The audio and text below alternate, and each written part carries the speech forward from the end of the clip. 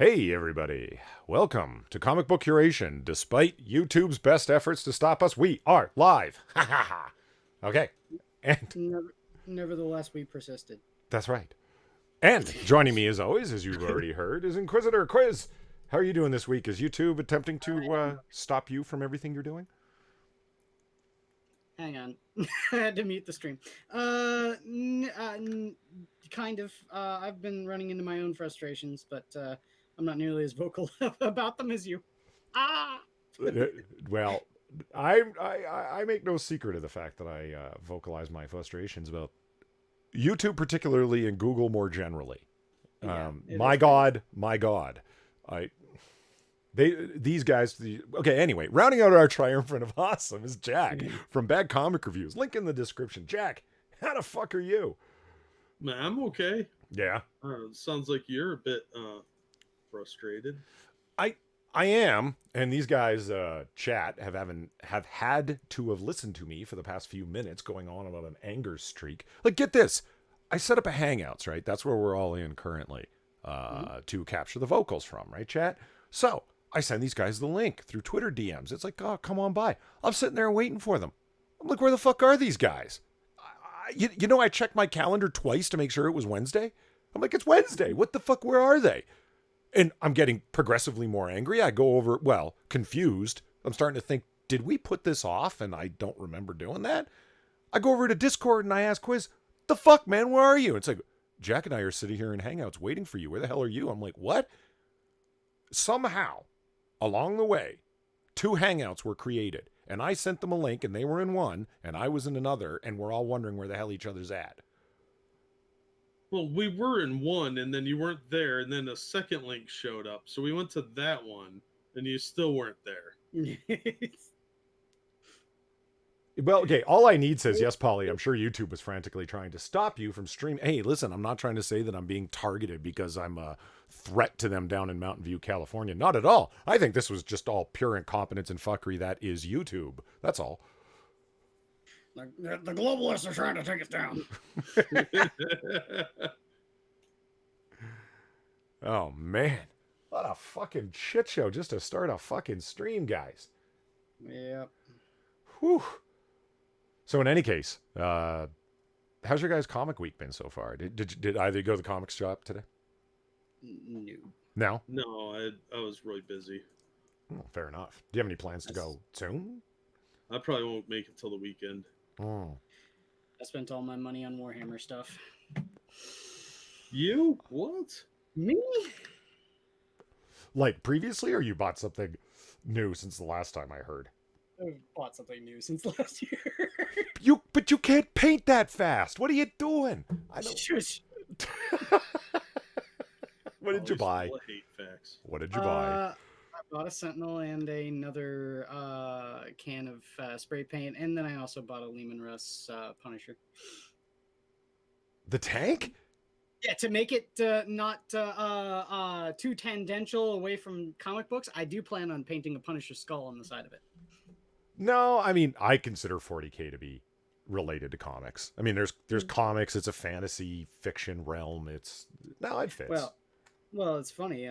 Most of the one army that I collected a long time ago, the Sisters of Battle, that are still not painted, but I collected all of them at a place called Comic Quest. Okay. They don't exist anymore, but yeah, they were absolutely a comic store that had a whole rack full of 40K stuff. Who is it that said way earlier on in chat that, or was it on Twitter? I can't remember. Everything blends for me. I drink. That they had spent another $15 on comics and they were blaming us. I love hearing that. It's great. Yeah. Well, it's great seeing that because the major thing is seeing people get interested in the kind of comics that we show to people. Of course. To show that the industry isn't as bad as all that or anything like that, or that there's stuff worth spending your money and time on. It's just that it's too bad that some people have turned the industry into the garbage fire that it is. Yeah, I totally agree, especially with the second part of what you said, that there is stuff still worth buying. Yeah, we accentuate and talk about the bad stuff because it's so pervasive in the industry. Like, there's people talk about, well, there's always been social justice comics or comics that are aimed to specifically be outright political in a very ham-fisted kind of way. Sure, there have, but they were the small ones, not flagship fucking series like Amazing Spider-Man that we did a little one-off video on. Mhm. With like the Whammons, and they all support each other emotionally and make their plans in meditation gardens to overcome the patriarchy.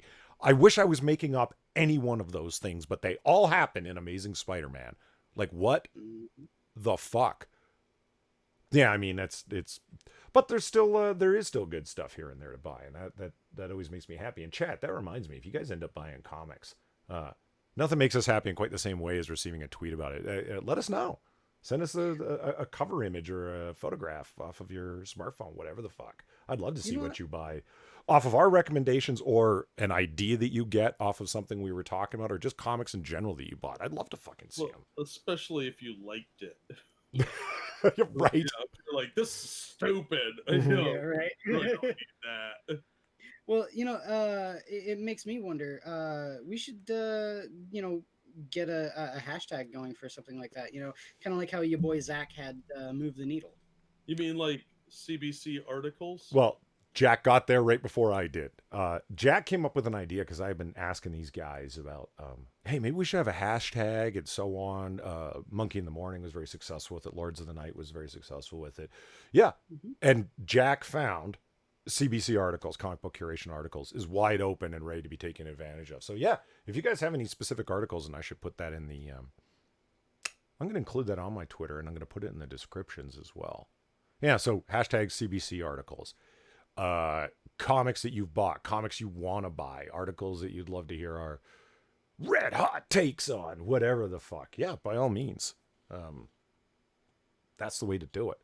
Oh, and you know what I found out also? This is like very tangentially related, but I do the late night noir bar streams, and Jack's there, and Quiz, you're my drinking buddy, man. You gotta come on the weekends when you're not working, so we can drink. The rest of these guys are teetotalers, man. We gotta Absolutely. you gotta cut. You haven't been to the noir bar yet. You gotta come by. But I found out hashtag noir bar is wide open, and there's some stupid trendy Ponzi bar, and in London, I think, somewhere in the UK, and it's called Noir Bar, but it's got nothing to do with like cool noir. It's just it's all Black. it's all black, like the interior of it, and they play Afro pop. That's their main musical genre. Pop. Yeah, that's what they call it. The Fuck is Afro pop? it's a sub genre of something that just whatever.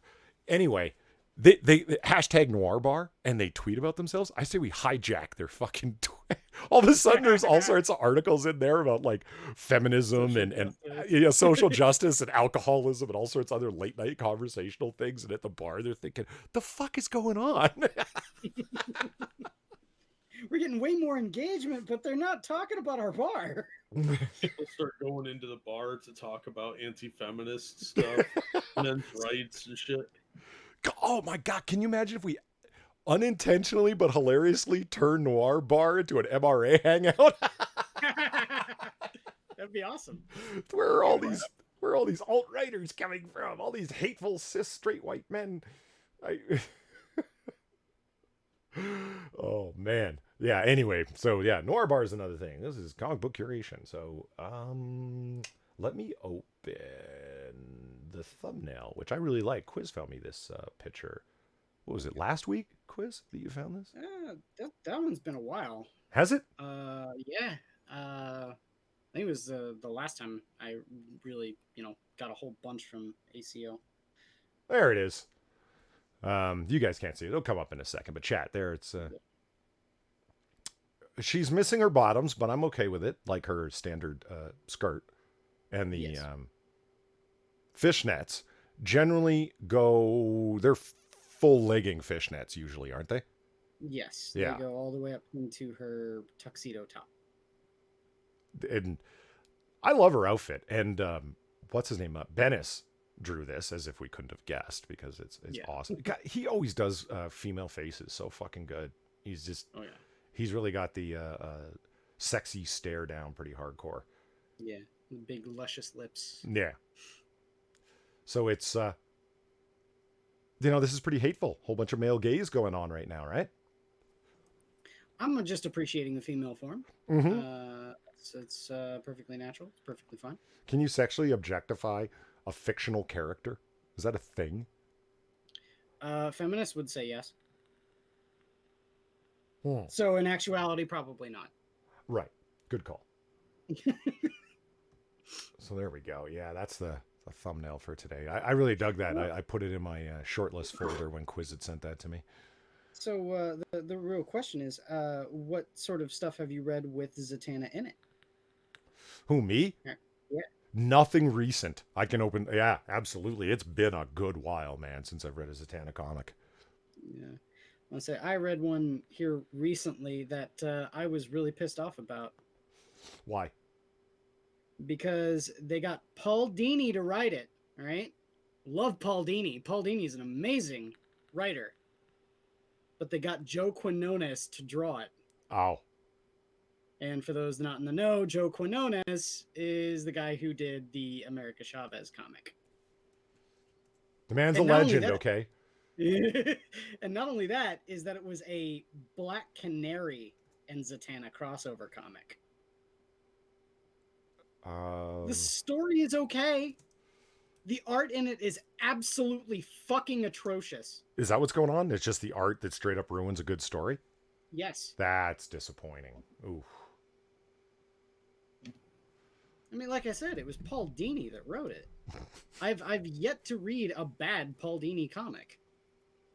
At least in terms of the writing.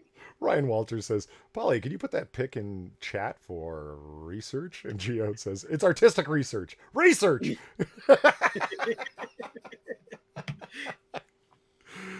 I will, I can send it out on Twitter later. You can find the thumbnail itself already attached to the tweet notification for this, but the original picture is not any wider than that image, and it's the same resolution. So I don't know. You could always crop it, Or we could take this opportunity and shill the thing that Eve worked so hard on and is working on, and it has volunteered her time, her gracious time, to moderate for us the CBC Discord.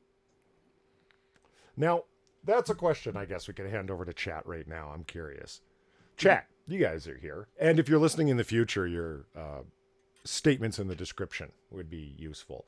Yeah, Chaos Eve did go through the trouble to create a comic book curation Discord server. And a highly detailed one. She did a really good job because she knows what she's doing. She's fashioned some for a lot of different people, different rooms and different things like that. But we've kind of left it there. I don't know what. Dormant. It's dormant. Yes.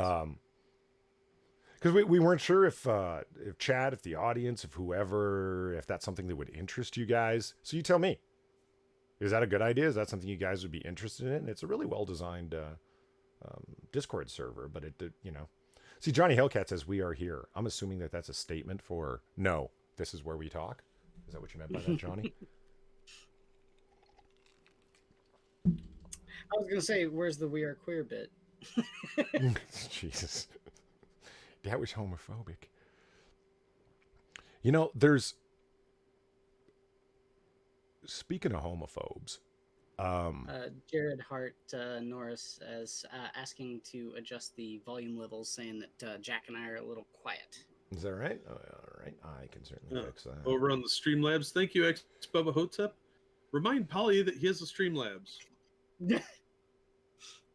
Yeah. I think that means shill. Oh. I have a Streamlabs, and I'm... Chat, you'd laugh your ass off if you saw the hodgepodge bullshit arrangement that I've got going on right now. I got a laptop with 16 different fucking plugins coming out of USB ports everywhere. It's attached to an external monitor off to the side on a fucking card table. And then I have yet again another laptop that's displaying Streamlabs because I can't run it on this computer while I'm streaming. It's too much demand on my CPU to do it. this is one of the reasons that I needed a Streamlabs, because holy shit, do I need another computer, guys? Oh my god, it's oh there it finally came through. Ex Boba Hotep over on the Streamlabs with just making sure I didn't dream that this was created. No, it's unless it's an extremely elaborate delusion you're currently undergoing, where Polly's voice over the internet is sharing in your delusion with you. No, it's fine. Thank you very much for the donation, Bubba Hotep. I appreciate it. Let's look at this article real quick. I don't want to. What's that? Nothing. Yeah, I don't want to either, but we're going to do it anyway, okay? Scared. Okay, so here it is. This is a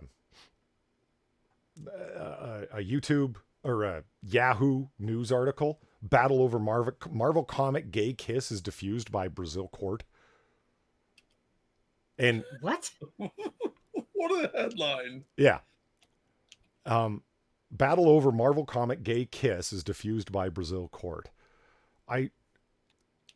First of all, it's a really the headline is full of hyperbole. There's no battle, and diffused doesn't even make sense because it's not like it made anybody happy. The comments beneath this so-called article absolutely demonstrate that nothing was diffused. So anyway, here it is. Rio de Janeiro, Dateline. Brazil's Supreme Court on Sunday made it illegal to ban any LGBT publication after a lower court allowed a conservative mayor, you dropped the A, to confiscate comic books at the Rio Book Fair containing content he considered inappropriate for minors. Mayor Marcelo Crivella? Let's go with Crivella. Mayor Marcelo Crivella, an evangelical Protestant, ordered the comic book removed from sale because of its sexual content for minors on Saturday. Crivella, a former bishop at the Giant Universal Church of the Kingdom of God, was elected Rio's mayor in 2016, promising to bring law and order to a city beset by crime. Okay, so naturally they're focused in on stuff like gay kisses in the storylines and not how he's doing with crime. But anyway, moving on. The comic that sparked the mayor's ire showed the Marvel superhero characters Wiccan and Hulking exchanging a kiss, fully dressed. Thanks for adding that in, AFP. Well, he would have been okay with it if they'd both been naked. Yeah, I guess. But the federal top court agreed with prosecutor D.S. Trofoli, and ruled that Crivella's actions were illegal because they targeted only LGBT content, violating the constitutional guarantee of equality for all. And Crivella's move backfired as copies of Young Avengers: The Children's Crusade quickly sold out after he demanded it be withdrawn from the book fair, organizers told AFP. Okay, first of all, I don't believe you that it sold out quickly, because you're the organizers. It's in your own promotional interest to say it did, whether it didn't or not. Maybe it did, but... Now, to be fair, Polly, they probably only had 5 copies in the whole country. Right. Well, yeah, good call. You know, they sold out of all 5 copies we had. Now, this is the part that made me want to cover this article.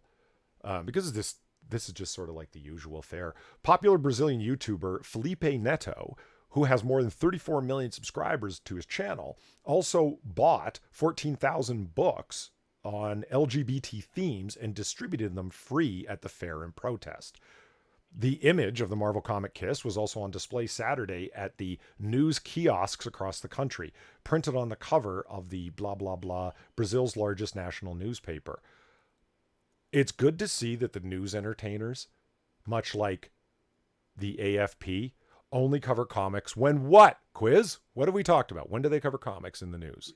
When it's a first. Yeah. Or ideological. Those are the Yes. two things. It promotes their ideology, or it's a first. And it's promoting their ideology, so they're like, Brazil's Supreme Court in June ruled to criminalize homophobia, declassifying it and it as a crime similar to racism. But the rest of this story, as they continue to talk about it, goes further and further and further away from anything to do with comics or the mayor's specific actions. The story isn't about the mayor. The story is, hey, I'm a scumbag journalist that wants to promote my ideology. Here's an opportunity to do so. Comic books, who gives a fuck about them? They're for kids. Oh, wait a minute, they're promoting a gay lifestyle to children? Cool. I'm going to cover this. So I've got to ask Polly. You are not streamlabs.com/polydub. I'm not. So what is your Polydub Live. Polydub Live? Okay, got it. Just Polydub Live. All one word. Polydub Live, no caps. I say I'm collating a thing here, a copy paste thing, so that I can put it in the chat and shill the Streamlabs for all three of us. Ah, cool. Good idea. I mean, I guess I could have put all our Streamlabs in the description. I've been thinking about doing that for about a month, haven't I? We've been telling you to do that for at least a month. Well, moving on. I'm new to this, and not to mention terrible at it. Thank you, Evolved Potato, for doing that. He beat you to it. Oh, to me? Awesome. Thanks, Evolved Potato. So this is what kills me. You have this Brazilian YouTuber, Felipe Neto, 34 million subscribers. You guys ever watch Felipe's videos? Never heard of him. Yeah, neither have I. That's sort of my point here. We talk a lot about English language YouTube in the same way that when we talk about Twitter, we're really referring to English language Twitter. There's a German Twitter, a Japanese Twitter, an Arabic jihadi Twitter. You know. I was kidding. That was a joke. Oh, that was redundant. It was a disavow. I was telling jokes. Jack's racist. Yeah. Okay, let's try. It's 9/11. I'm allowed to. Uchi says, "Oh, let's try again." God. Polyfucker, why are your streams SP low volume? My phone don't mirror me raise the volume, cause risk of ear damn dodge. Okay, hold on. Let me raise the volume generally for you then. That's fine. I can do that. Wrong. I didn't think that the overall volume was that low. I'm trying, according to... Well, I'm really far away from my microphone. Well, according to OBS, it's like we're damn near maxing out. That's why I don't want to turn them up much louder. But here, I'll turn us up some more. If it's not causing distortion, chat. Let me know if this is louder and better or starts to distort for you guys. There. We're both turned up again. Or now. So Functional says all Twitters are equally garbage. My question is, are they all policed in the same way? I actually have no idea. Do you think that all of the conversation around far-right extremism, racism, white supremacy, et cetera, is only taking place on English language, YouTube, and social media, or not? I would say yes, and I would say that it's happening like mainly with American. You mean white supremacy is only happening in on American social media, or the panic around it? Both. Well, the panic around is what they're calling white supremacy, because it's anything that we don't like, you know. Yeah. And imagine that they do a lot more censorship in China than they do here. Right.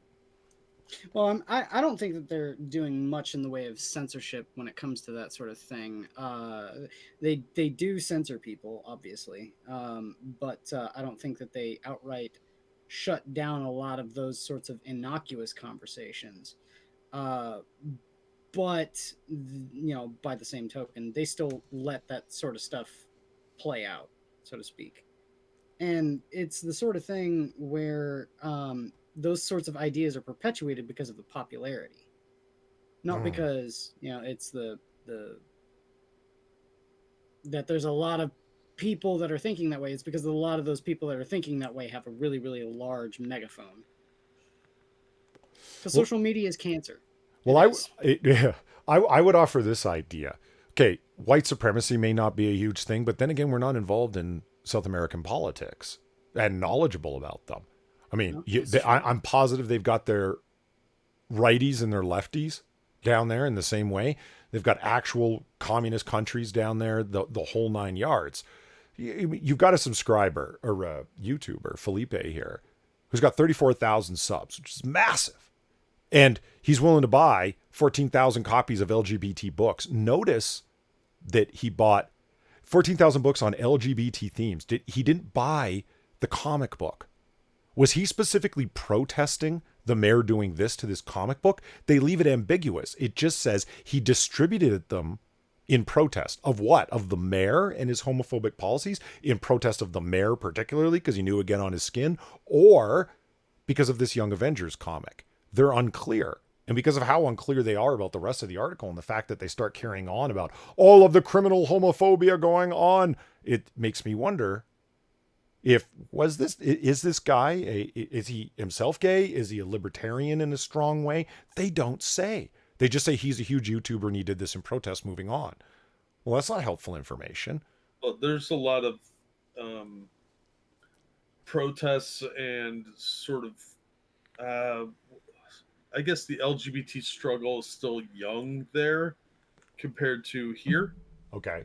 So you're not seeing, when they do something like this, it's because it's more of a protest against the ultra conservative religious aspects down there. They're living in the 80s, so they're still kind of catching up with the US in that regard. There's a lot more people that don't like homosexuals down there. All over South America, that's still a pretty big no-no. So you're gonna see articles like this whenever there's something comes up that's even minorly controversial. So this guy's probably pro equal rights or something.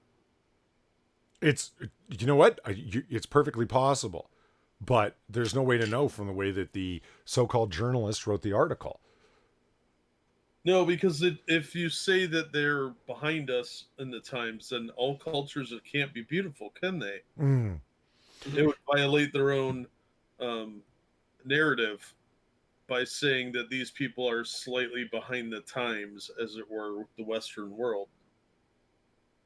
I will say this: when you look at if it wants to open for me, I don't think it wants to open. There we go. That only took 20 seconds.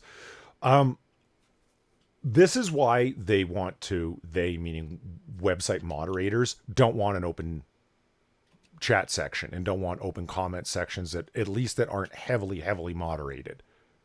Because the top reaction underneath this story is, what happened to Marvel? It used to be we didn't need to worry about this kind of stuff. Now they're pushing the LGBTQ agenda, even with comics and superhero stuff. God help this world. Huh. Yeah. Okay, what's the second comment? Has the world gone completely mad? Huh. Yeah, a long time ago. Third comment, pro-LGBT material aimed at children is inappropriate because it's aimed at children. Huh. I'm just saying, this is why heavily moderated comment sections appear. We're in the media. The only way that we got hired is because we're like-minded with the other people here. We're going to tell you what to think, stupid, uneducated, ignorant, unwashed masses, and you accept it. Oh, okay, so you offer me an opportunity to tell you that you're fucked and go fuck yourself. Oh, no, we're closing that down now. How out of touch can you be? Oh, very. Very, very out of touch. That article blew my mind. It really just made me start to think about, like, 34 million subs for this Felipe guy. And it's like, man, there is huge parts of social media that are, because it's not English language social media, I'm completely unaware of it. And it makes me think if the same kind of regulation of anybody who's not a progressive liberal happens there. My guess is yes. My guess is the promotion of people who... The inclusion in this article strikes me in the same way as the promotion of ContraPoints. We're going to talk about the right people and promote the right people and put them front and center. Yeah, this guy did something they liked, so they wanted to promote him. It's not really about the fact that Marvel made a big gamble by putting that kiss in there and selling it down in one of the most super Catholic countries. Because, I mean, realistically, that is kind of a bold move on their part. I mean, they don't think anything of it. I'm sure they didn't plan it that way. But to sell a book like that in a country like Brazil is a little bit more risky than it is anywhere else. Well, heavy-duty Catholic population, along with what they describe as an evangelical Protestant mayor of Rio. Damn. Yeah. Yeah, they have a lot of evangelicals down in South America. I mean, a lot of those countries, let's be honest, still believe in witches. Well, let's be absolutely fair to this, right? What actually are they risking? Marvel risking in putting this out down there? Distribution. They could be blocked from selling in the country. They're not selling in the United States. What makes you think it's going to sell well down there? Well, that's not the point though. They're risking losing more sales by doing something like that. But they didn't think of that when they did it. The bottom of the barrel, you have nowhere to go but up. So you think they're trying to promote it in other countries because what could they lose? Is that the idea? No, Yes, I do. I think they're trying to just sell comics, but they didn't intentionally do this, but it could have been something that they intentionally did. You know what am I making my point clear? Yeah. No, I get what you're saying. Yeah. Ryan Walter says Joaquin Phoenix world. Hey, so Jack, I got a question for you. Okay. Oh, you're not going to be able to see it. Fuck this non. So are you excited about Peter Porker, the Spectacular Spider-Ham, coming back for a 5-issue series? I would be, but under modern Marvel, probably not. Is Peter David writing it? Actually, that's a good question. I haven't read the solicitation Tom yet. Taylor. That means it'll be stupid woke. Zeb Well is writing it. Oh, boo. Who the fuck is Zeb Well? Nah, I don't know. I think he did some Avengers work. No, it'll be crap. It's modern Marvel. Ahead of the release of its December solicits, Marvel Comics has announced an anthropomorphic porcine superhero will be starring in Peter Porker, the Spectacular Spider-Ham. The 5-issue miniseries is written by Zeb Well and illustrated by Will Robson, and will feature a time travel team up with Spider-Man. Oh, man. Like, do you think they're wearing out Peter Parker and Spider-Man enough? This is driving it till the wheels fall off. Like, after Spider-Geddon and just, you fucking... Yeah, well, I mean, you gotta milk the cash cow for all you can when you're fucking everything up. Right. And while you're milking it, why not jam a little pro-feminism in there, right? Fuck me. Yeah, I bet you there's a vegan undertone to this storyline too. I would not at all be surprised. Oh yeah, Spider Ham is like attacking a pork processing place for animal cruelty, and he promotes a vegan lifestyle. Would you be surprised? No, I wouldn't at all. Not even a little bit. It's like, it was a joke. The whole character is supposed to be satirical. It's obviously you're just kidding. Yeah, right, Marvel. You motherfuckers don't have a sense of humor anymore, and everyone knows it. Everything has to be fucking promoting something. I don't believe you guys when you do satire anymore. It was like the Feminist Amazing Spider-Man that we read. We're like, is this a Poe or is this real? And it's like, you can't tell. In another era, I might have considered this satire. Right now, I think they're being deadly serious, as ridiculous as it is. Yeah, they're cartoonishly bad at being woke. Yeah. So yeah, that was one thing that Spider-Ham is starting in December for a 5-issue limited series anyway. BGs, I want Spider-Ham teaming up with Miss Marvel. She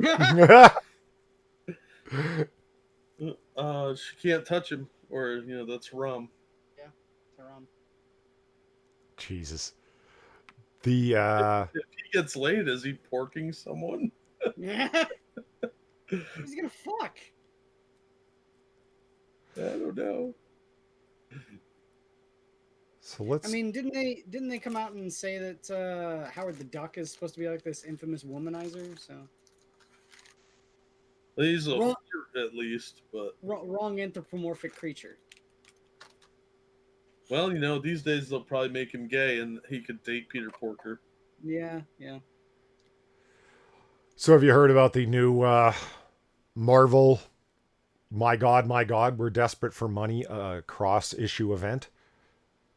No. Which one? Incoming. That's the name of it, is Incoming. Oh, that's dumb. Let's figure out exactly how they're going to be fucking over the X-Men this time. Jacob Jett asks, did you ever find out if that was a Poe or not? Not in the sense that we interviewed the guy, but I think the answer is a big no. That guy was legitimately serious writing Spider-Man 26, Amazing Spider-Man 26 and 27. That was he's a joke. He's just not the funny kind that's intended. Yeah. There was no intended humor there. And if you stop and you think about it for a second, the guy was intending to make fun of such things. It never would have passed editorial muster. No. There's no way the editors there would have ever allowed that to be. So you have to go to some 4D chess shit and to say, yes, he made it so farcical that it would pass by the idiot editors who assumed it was promotion when in reality he was mocking the thing. I don't give him that much credit. That's me. So let me throw up on screen this thing. Latest Marvel incoming teaser warns of a galactic threat. A returning galactic threat. Because don't they all? Galactus? Not according to the picture on the teaser poster. Marvel Comics' latest teaser for the upcoming incoming event. Why didn't you write that differently? That is so stupid. That's dumb. Like, you That's fucking like, morons. It's like Sinatra says, talking about how he got the name for his channel is so that it'd be really stupid if people said Sinatra said. So in the upcoming incoming trailer. Yeah. Marvel Comics' latest teaser for the upcoming incoming event hints at what is likely to be a returning galactic threat. Okay, let me rewrite this for you, fucking Brandon Stately, you incompetent. Marvel Comics has a likely returning galactic threat in its new multi-issue event, incoming. And then it's the last word in the sentence to make it stand out on the right side of a comma to make it stand out even more. Anyways. Jacob Jett said writing is hard. No, it's not. No, it's not. English is very easy. Writing sometimes, like if you're covering an event or something like that, like a live event, it's tough to know what to describe. So yeah, it can be a little bit challenging. The whole reportage thing can have challenges in it. This is bottom barrel PR bullshit. You're right, Quiz. This is easy as fuck. Yeah. To fuck this up. How did you not notice you put upcoming and incoming next to each other? And one of them is a proper title. Anyway. The new teaser is one of the most ambiguous so far. Depicting the publisher's signature team, the Avengers, rallied against a pair of shadowy legs seen from behind. The owner of said legs is not revealed in the image, but the current going theory is we will see the return of Korvac. Korvac, yeah, okay, I guess.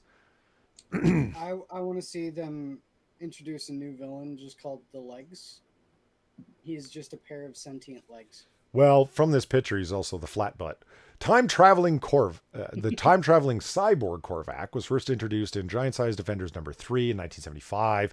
Korvac is a computer engineer born in the year 2977 who eventually becomes half man, half machine.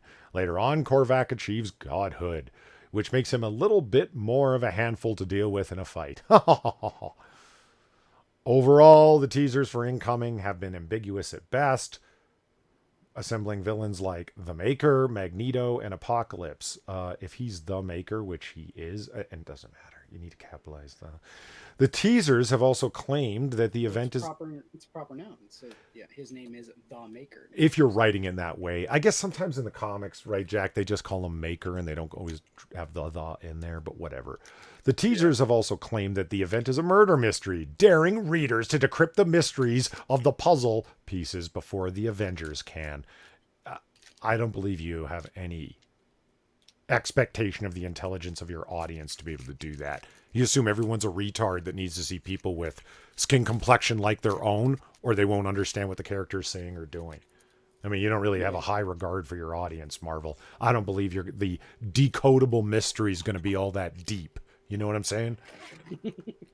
But there it is right there. Chat can see it, and you guys will be able to see it in a minute. prospectus for it or the teaser image for it. That sounds stupid. Yeah, and the art looks shitty. It's I've Marvel, dude. I've only ever given a shit about the X-Men, and I don't see any X-Men on there. So next, Yeah, but you say that, and you're not even reading House of X and Powers of X. I'm not yet. I mean, I was a little cautious given the way the first one came out. Well, that's I said, true, but it's gotten better. Jack, have you read all the way up to House of X 4 yet? are they Uh, still isolationist? I'm one issue behind. Hmm. Sort of, yes, but it is like Powers of 10, like that whole direction has changed. It's involved enough of a story that it's worth reading. It might not make you excited and happy by the end of the day, but it's holding my interest, which is more than I thought it was going to do, frankly. I I think that it's failing in regards to what I was saying. It's like this comic is basically aimed at people like me, people that are either completely ignorant of or way out of the loop on the X-Men mythos as it currently stands at Marvel, right? Yeah. I don't know what's going on with the whole Marvel or mutant thing at Marvel right now. And it was Who like, so, does? Because they're not making movie money from Marvel, so they've just been fucking them in the ass since the 2000s. well, Yeah. I backed off of the only thing I was reading was X-Men Gold, and it was crap, so I stopped. I took it off my pull list. The only reason I was reading it is because it had Nightcrawler and especially Rachel Summers in it, and I wanted to see what they did with it, and Kitty. And so I wanted to see what they did with those characters, but there wasn't really any deep mutant stuff. It was like they'd go stop some super criminal who was like robbing a bank or something, and then they'd stand around and talk to each other. And the stories never really went anywhere, and they never held my interest, and it was dumb. And then that's when they turned Rachel Summers into Prestige, and fuck. So I gave up on it. But other than that, I didn't know shit. And you know that old saying, every comic is somebody's first comic, and the whole point in a reboot in general is there's too much complicated backstory, so we're going to reboot it for new readers that they'll be able to start over at number one. That's the claim anyway. I think they're restarting it because number ones sell better and they just are desperate for money. Yeah. Well, yeah, that's why Marvel always has a new number one every single fucking month. Meta Winter asks, why is there a Japanese flag in the stream title? There isn't. There's a red dot in the stream title. It just happens to be coincidence that there's also a red dot in the middle of the Japanese flag. But there's no rectangle surrounding it. So if you... That connotates that we're recording, that it's a live recording. That's the idea, because none of the stuff that goes up on my channel that isn't a live stream, that isn't Comic Book Curation Live, has the red dot in it. It's supposed to be that we're recording, it's live, it's on the fly. Quiz is going to say dumb things because I can't edit them out. It's just what you have to live with. Okay, so moving on. It also represents our support. Anna Salmonot, that's all I gotta say. It's to show our solidarity with free bleeders. Make fun of them if you will. I think they're brave. And stunning. Well, yeah, I'm sure that they stunned several people because, especially all the janitors saying, "Motherfucker, do you not know the procedures that have to go into cleaning up bloodborne pathogens?" Right? And the smell. Oh, man. Hey, Quiz. You're in charge for 15 seconds while I go grab some antacids. I got a dyspepsia thing working here like you wouldn't believe. Oh, no. Yeah, Okay, I'll be right back. I just got to go grab them from my bathroom.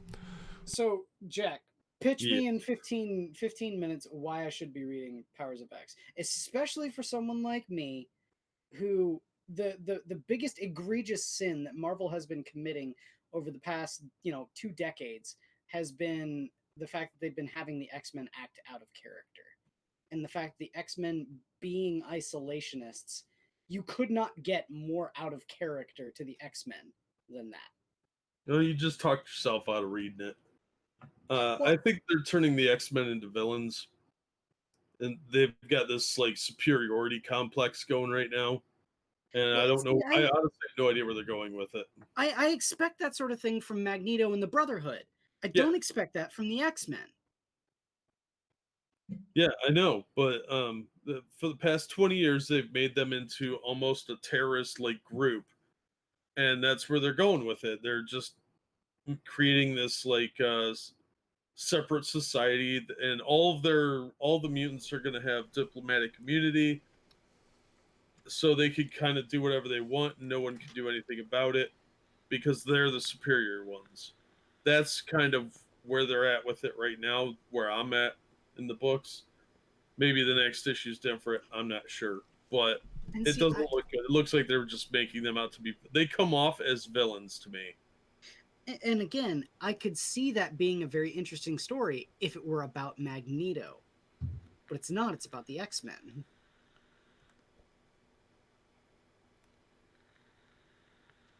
I know, I know. Yeah, Cryptic said House of M storyline killed the mutants for me.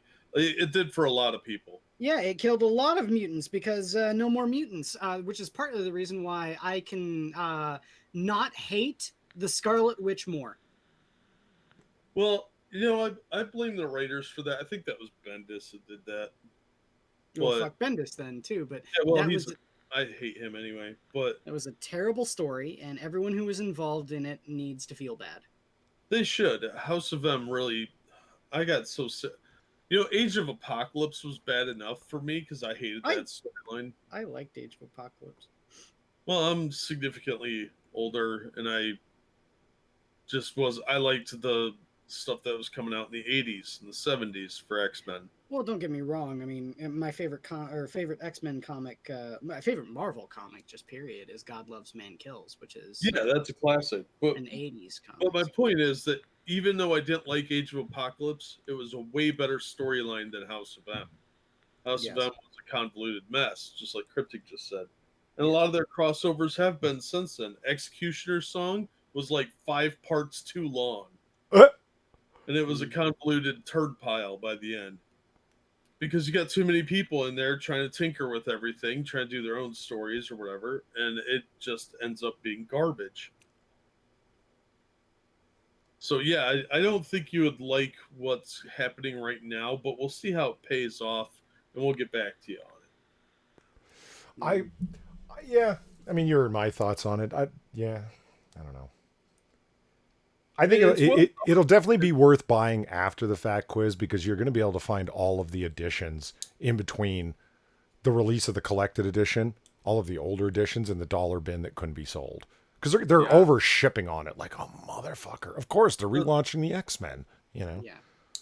Well, that's just it. I would just wait and pick up the trade if you're super interested in it, because it is very convoluted. If you're trying to read just Powers of X, it makes no damn sense. True. You have to read both of them. And more or less in the order that they say.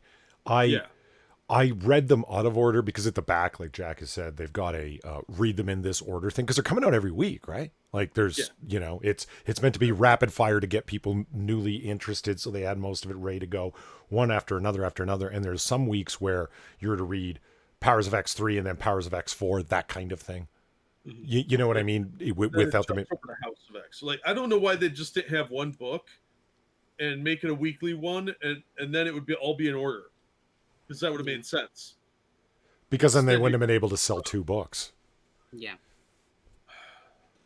Well, you'd sell the same amount. I mean, if it was just House of X and it was 12 issues, you would still sell the same amount of books. You know, well, they just how well's that working for oh god, Doomsday Clock. Yeah, well, Doomsday Clock doesn't come out on time. Yeah, I know. I say that's its own problem, which is the fact that it's constantly and always, perpetually late. Yeah.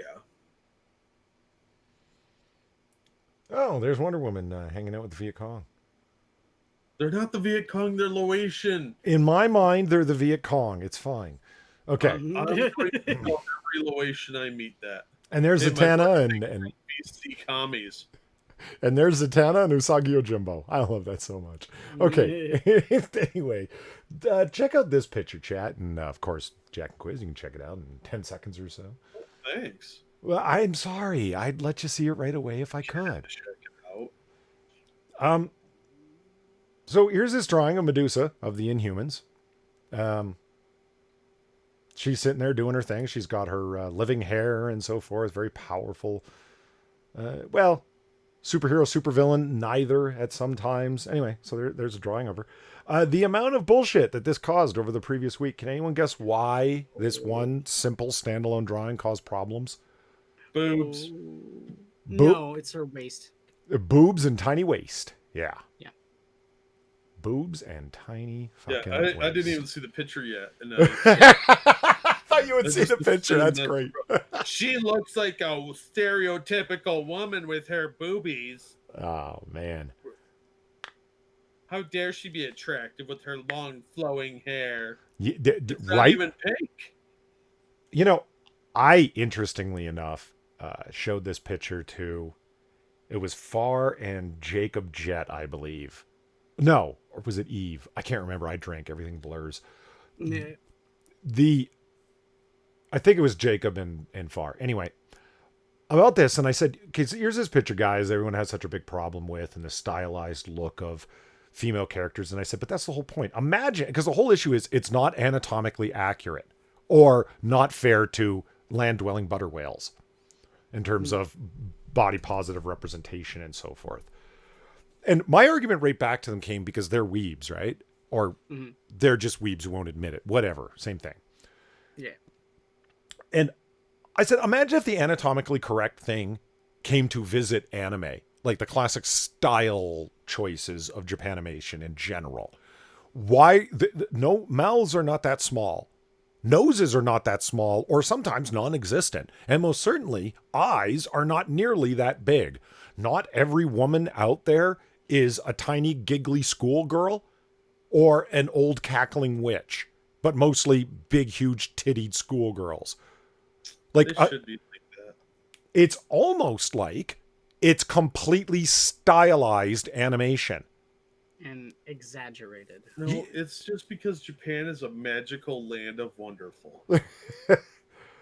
And right away, they both like kind of like clicked onto it, and they're like, yeah, it would be stupid to critique anime stylizations on that basis of it not being anatomically correct. It makes no sense. All art should be photorealism, like that style of art, which is really impressive art, by the way. Photorealism. It's fucking super Nope. cool, but From now on, we need more body positivity in anime. I'm going to get that started today. I'm going to write a letter to Funimation, and I'm going to make sure that Goku gets a beer belly, and we're going to see a lot of changes coming forth. More people with rounded features and double chins. The schoolgirls, oh, that's unacceptable. They're going to be middle-aged feminists with pussy hats. Shady Grin brought up, and I was about to bring this up too. It already has. Someone tried that shit with One Piece and got laughed out of the room. Yeah, there was a huge controversy on Twitter all about that because someone said something about like the if you draw women like this, and it was a whole bunch of stills from the anime One Piece, then I'm gonna like kick you in the teeth or something like that. And everyone just immediately glommed on and made fun of that person. It was great.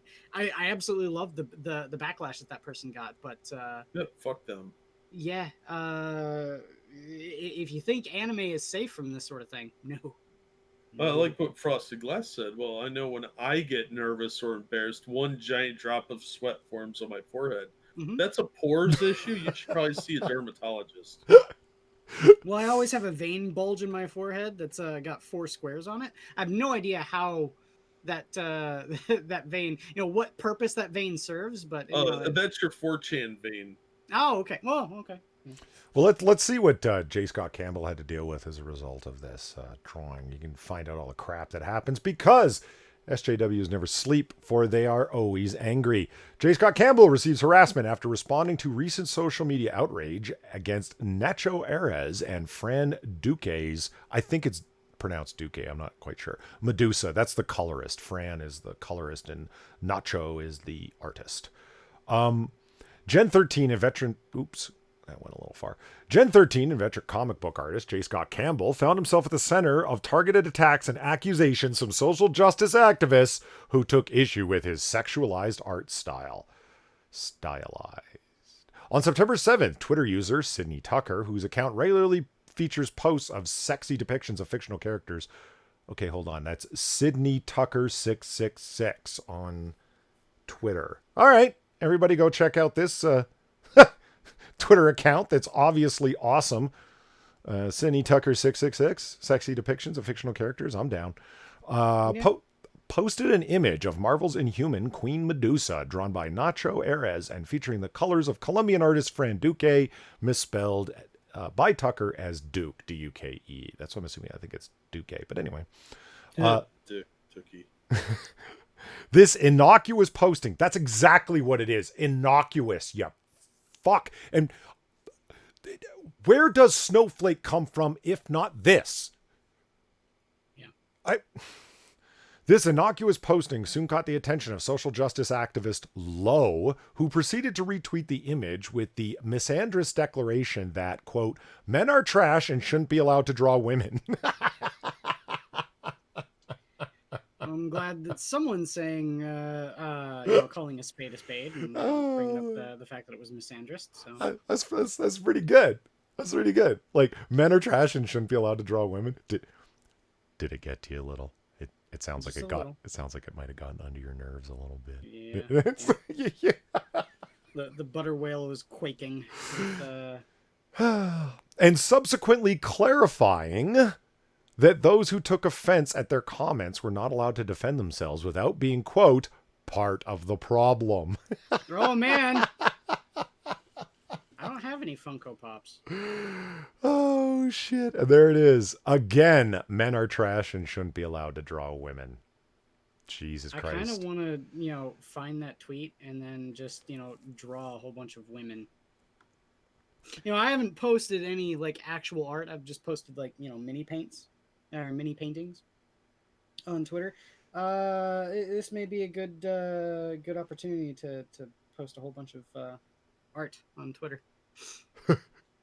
So Lowe, the CEO of Iron Fam, who goes by Bethany the Love Bot, all right, says, first, if you're offended by that and or say, quote, not all men, then you're part of the problem. Second, my most fave comic book artists are men. They just actually draw women like, women. So then what you said was completely over the top and you didn't like the response because yeah. Listen, if you get that fucking mad by looking at a single picture, I'm not saying don't tweet about it, but maybe spend 15 minutes, possibly half an hour thinking over what you're going to type so you don't have to obviously backtrack it while claiming you're not. Just food for thought. Well, no, because the people that are responding obviously are in the wrong. Oh, there's more. Sweet. Like more tweets. This shot at Araz and Duke's work was soon met with agreement and affirmation because they love affirming feelings from Lowe's fellow social justice obsessed critics. That's a good. Who wrote this? Spencer Bucali. Good on you, buddy. You're well written. No. Can male comic book artists take a basic anatomy class? Please, I'm begging. Fuck off. Well, come on. J. Scott Campbell probably took his anatomy class from the Rob Liefeld School of Drawing. Get this one, quiz. Female artists, please redraw this right now immediately. This makes me regret being born. You know why they can't do it? Because they have no fucking talent. Well, I was gonna say, no, I think this is a good call to action. Far Zeus me. I'd like to see your take on Medusa. Yeah, and it would look like Far's own inimitable style, and that's fine because it's stylized. Hey, Far's characters are not particularly anatomically correct. Holy shit, we need to rush her out of polite society for all of her errors, I mean, come on. Mm-hmm, mm-hmm. You know who else was horrible at human anatomy? Picasso. Yeah. You ever seen him with the 3 eyes or the 1 eye that's displaced off to the mid? Well, that was an art style. Yeah, so's this motherfucker. What's your point? You know who was really, really good at anatomy, though? Vincent van Gogh. I mean, he was so good, he was able to slice a piece of it off, And... Yeah, he knew ears very well. Yeah, right. I mean, think about the words here. Female artists, please redraw this right now immediately. Oh, Jesus. Language At much? least they said please. Well, I just like, Well, I'm are you wondering here. 12? This person here, I kind of want to find this, find that tweet and see the 116 responses it got to see if there were anyone who actually went and fucking did it. Oh, And they got their pronouns in their bio. check out this one. As a man, I partly agree with you and also apologize for my gender's history. Oh, God, fuck off! So the one that said, "Can you please redraw this right now?" Yeah. I'm betting that's the same. You could say it in the same voice as that lady that said, "You need to fix this right now," from the election. Oh, yeah. Yeah. Yeah, I need an say ambulance. all of these in that voice. Yeah. It's pretty rough. It's a bunch of childish weirdos. I hate these people. They're so such crybabies.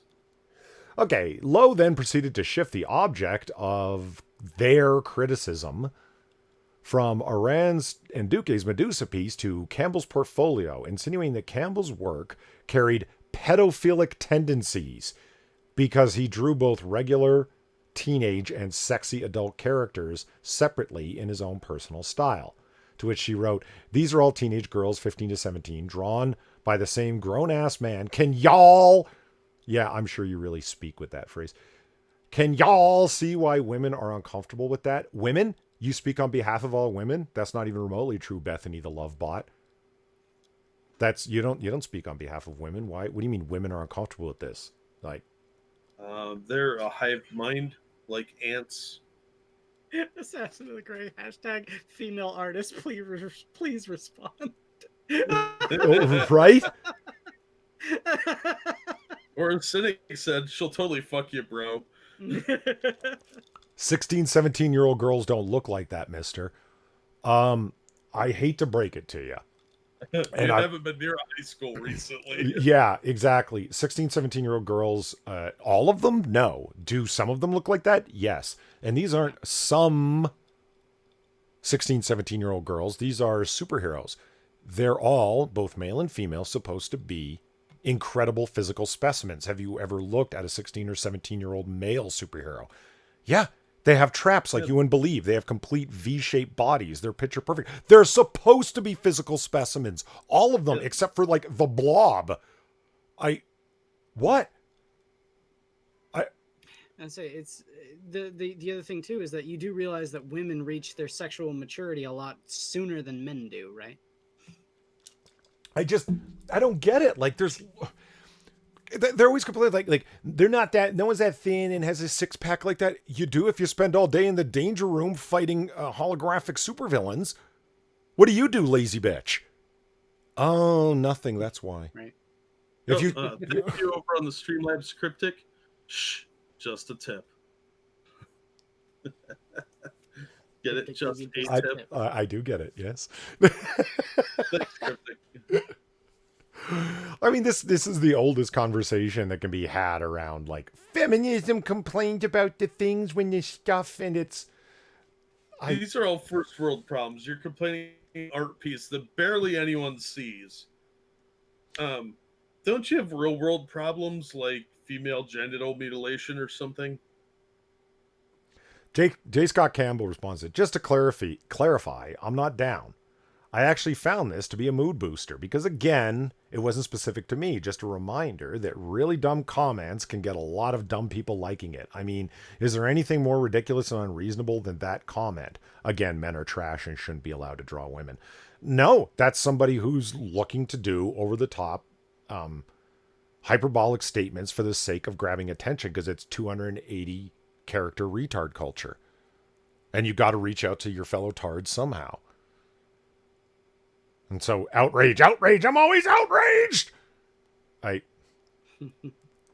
then Eric Larson says, the attempt to immediately backpedal and end up making no coherent point whatsoever.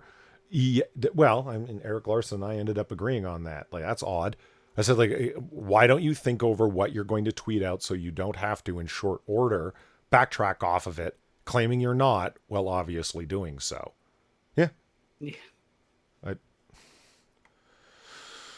Scott Campbell continues on. Holy moly, you've got to be kidding me. Twitterverse at its finest here. Accountability equals 0. Yeah, there you go. Yeah. Eric Larson responds again. Basically, her point is that men shouldn't be allowed to draw women unless they're men who work like she likes, in which case it's totally okay for men to draw women. Yeah. And then Campbell again. Yeah, but again, around 30,000 people liked her blanket indictment of all men just fine. So they're all looking for virtue points. It's fine. Adam Hughes, a blue check mark. Decided to weigh in with, I decided to take down the tweet about the 2 unhappy people in Power Girl art. I feel like it's becoming a thing. When I just thought it was a couple of people, it was just a couple of amusing takes. There's already enough poison in the air, right? It's all good. Thank you very much for the kind words. I love pedophiles. Yeah, all right. So that's a J. Scott Campbell picture. And it's like Valkyrie's queen. She's the Valkyrie. Valkyrie's a bicon. How long ago did you create this Twitter account? Valkyrie's queen. I'd like to, or change your name to that after you found out that, what's her name who plays Valkyrie in the Marvel movies? I say, and that's Zenoscope art. That's the Alice in Wonderland. Yeah. She's definitely over 18 in that.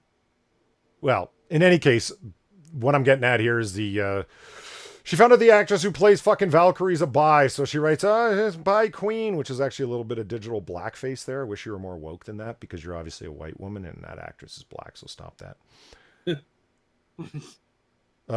J. Scott Campbell, quote, yeah, I draw underage women in a gross, disgusting, sexualized way, but it's okay because it's just art. Why are you guys bullying me? So it's okay for men to he muscular, but no woman can have boobs. You guys are just jealous of them. Laughy face, laughy face. That is, yeah, that's great, because that's totally what J. Scott Campbell said. Nothing like this idiot putting words in his mouth. Comic book artists draw female characters with their organs shoved in their titties and call it accurate or part of my style. I hate men. Those are 2 unrelated statements. Yeah. Literally, your demographic includes children, and you draw like your target audience is 30-year-old virgins who've given up on seeing a woman in real life. The average age of a comic book reader is 35. Well, I mean, okay, yeah, fair enough. And it just, you're a pedophile, you're a pedophile, you're a pedophile, you're a bad person, you're this, you're that. Is Twitter anything else but people moralizing each other? It's just And using hyperbole to do it. It is just the biggest steaming pile of fucking trash and crap that ever was. And I would be perfectly okay with it being that way if it wasn't censored in one direction only. Can I call them whatever? Like, they just labeled, like, let's say somebody labels you a pedophile. Also, it's fine to shoot back at them with like maliciousness. No, absolutely not. Because they're being woke and you need to shut up, white man. Therein lies the problem. Can I respond in kind? No, you may not. Now that's why I'm angry. I want to see Twitter to be a full marketplace of free ideas. Let's do it.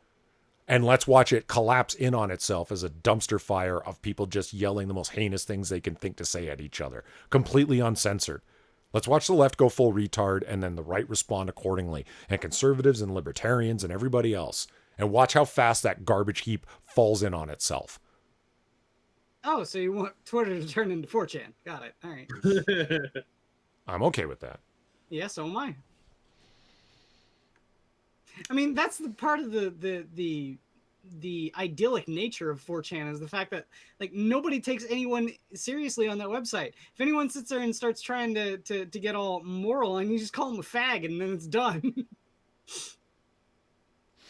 So, Nat here writes, this sounds like words attempting to be shoved into someone's mouth now. You ready?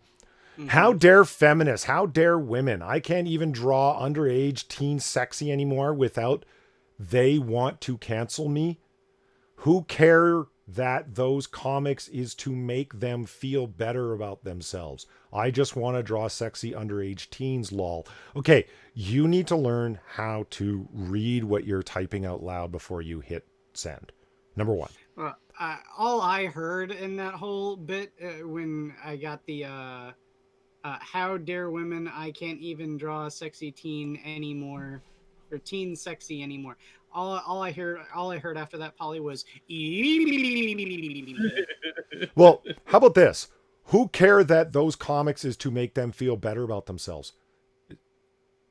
Oh, I'm confused. I thought comic books were to tell entertaining stories with interesting art. I didn't realize that they were feeling effective affirmation tools. I had no idea that they were intended specifically for ego stroking and character reconstruction of damaged individuals. Why didn't somebody tell me about this before?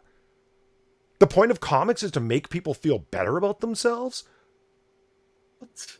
Like, I mean, Nat, you fucking retard. The fuck are you even talking about? Like, I mean, in terms of the content, what are you talking about? And then in your ass fucked wording, what the fuck are you trying to say? Well, anyway, that's enough of that fucking article. For God's sake. All this, I mean, outrage on Twitter is outrageous. Oh, hey, quiz. I got one for you, buddy. Oh no. Yeah. Do you know who they're rumoring to look at to play Poison Ivy? Rihanna. Yeah, let's talk about it. Pop star Rihanna could be the next Poison Ivy. So long as she doesn't start going Umbrella Ella A. I'm okay with it.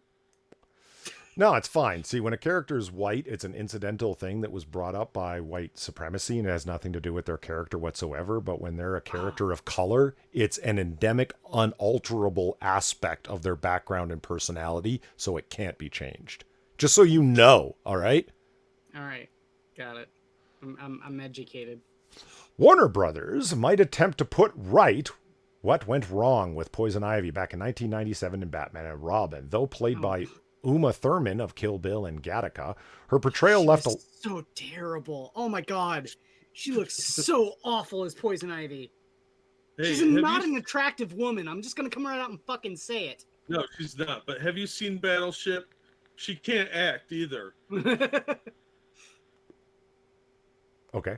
Her portrayal left a lot to be desired, and the character never quite recovered, at least the same way the Batman franchise bounced back after a decade. A source close to We Got This Covered. Oh man, that site is such trash. Is that where you're getting this from? Told the site a reboot of Ivy is in store for the Gotham City Sirens movie, and Warner Brothers has someone in mind they might cast. Pop singer Rihanna is a name reportedly on their short list, and oddly enough, she's been associated with Ivy before. Last year, Rihanna sparked speculation she become Poison Ivy after blah blah green bra and gloves, inspired graphic artist Boss Logic, blah blah blah blah blah blah. Okay, I'm done with that article. She's got a fairly nice face for Poison Ivy, but it just stop. Stop. You know what she doesn't have that Poison Ivy is famous for having? And I'm just going to say this and take this literally on the surface for what I mean. Poison Ivy has a long lock of hair that is often tied up with vines and everything else. Rihanna has to put somebody else's hair on her head to do that. She doesn't have the hair to pull that off. Yeah, she doesn't have the hair to pull that off. So it's like, well, why can't she play her? Because the character's always had a long down to her ass flowing mane of hair. It's always been that way. One of the reasons Uma Thurman didn't quite look right doing it. So how somebody, oh, well, we'll just put a wig on her. Oh. She didn't look right because, number one, she wasn't sexy. Number two, she's a fucking horse face. Number three, she can't act. Anyway, it's like this character will be great for this. I don't think Rihanna has a pretty face. What she has is a million makeup artists and lighting people and. Look at a picture of Rihanna without makeup on. You can go down to your mall and spot any number of black girls more attractive than Rihanna. And with natural hair, for God's sake. Moving on. Yes. Oh, check your Streamlabs. All right, I will. Cryptic says, shh, it's only a tiny tip. That sounds sexual cryptic. What the hell? Oh, wait a minute. Maybe that was the point. Yes. I'll say you don't know the joke. It's from Archer. It was a running joke throughout like that entire series. No, I've seen Archer repeatedly. I get the joke. Okay. All right. Jesus Christ. All right. I don't know what you watch, Polly. Then why did you tell me what I know and didn't know? Well, see, what you don't understand What you is don't know, Polly. the Goodfellow God. Warehouse. You know what? Do you guys want to do something that's just fun where we can be like judgmental, hilarious pricks? Or do you want to cover another article about fucking tokenism? I'm always a judgmental prick, so Yeah. it's kind of my Oh. shtick. Milkman Dan makes a good point. If Rihanna's gonna be in this movie, would Chris Brown be kind of the antagonist to her? He'd be Batman so that he could beat her up. Yeah, right in the face. Oh, too soon. No. That was one of my You know what?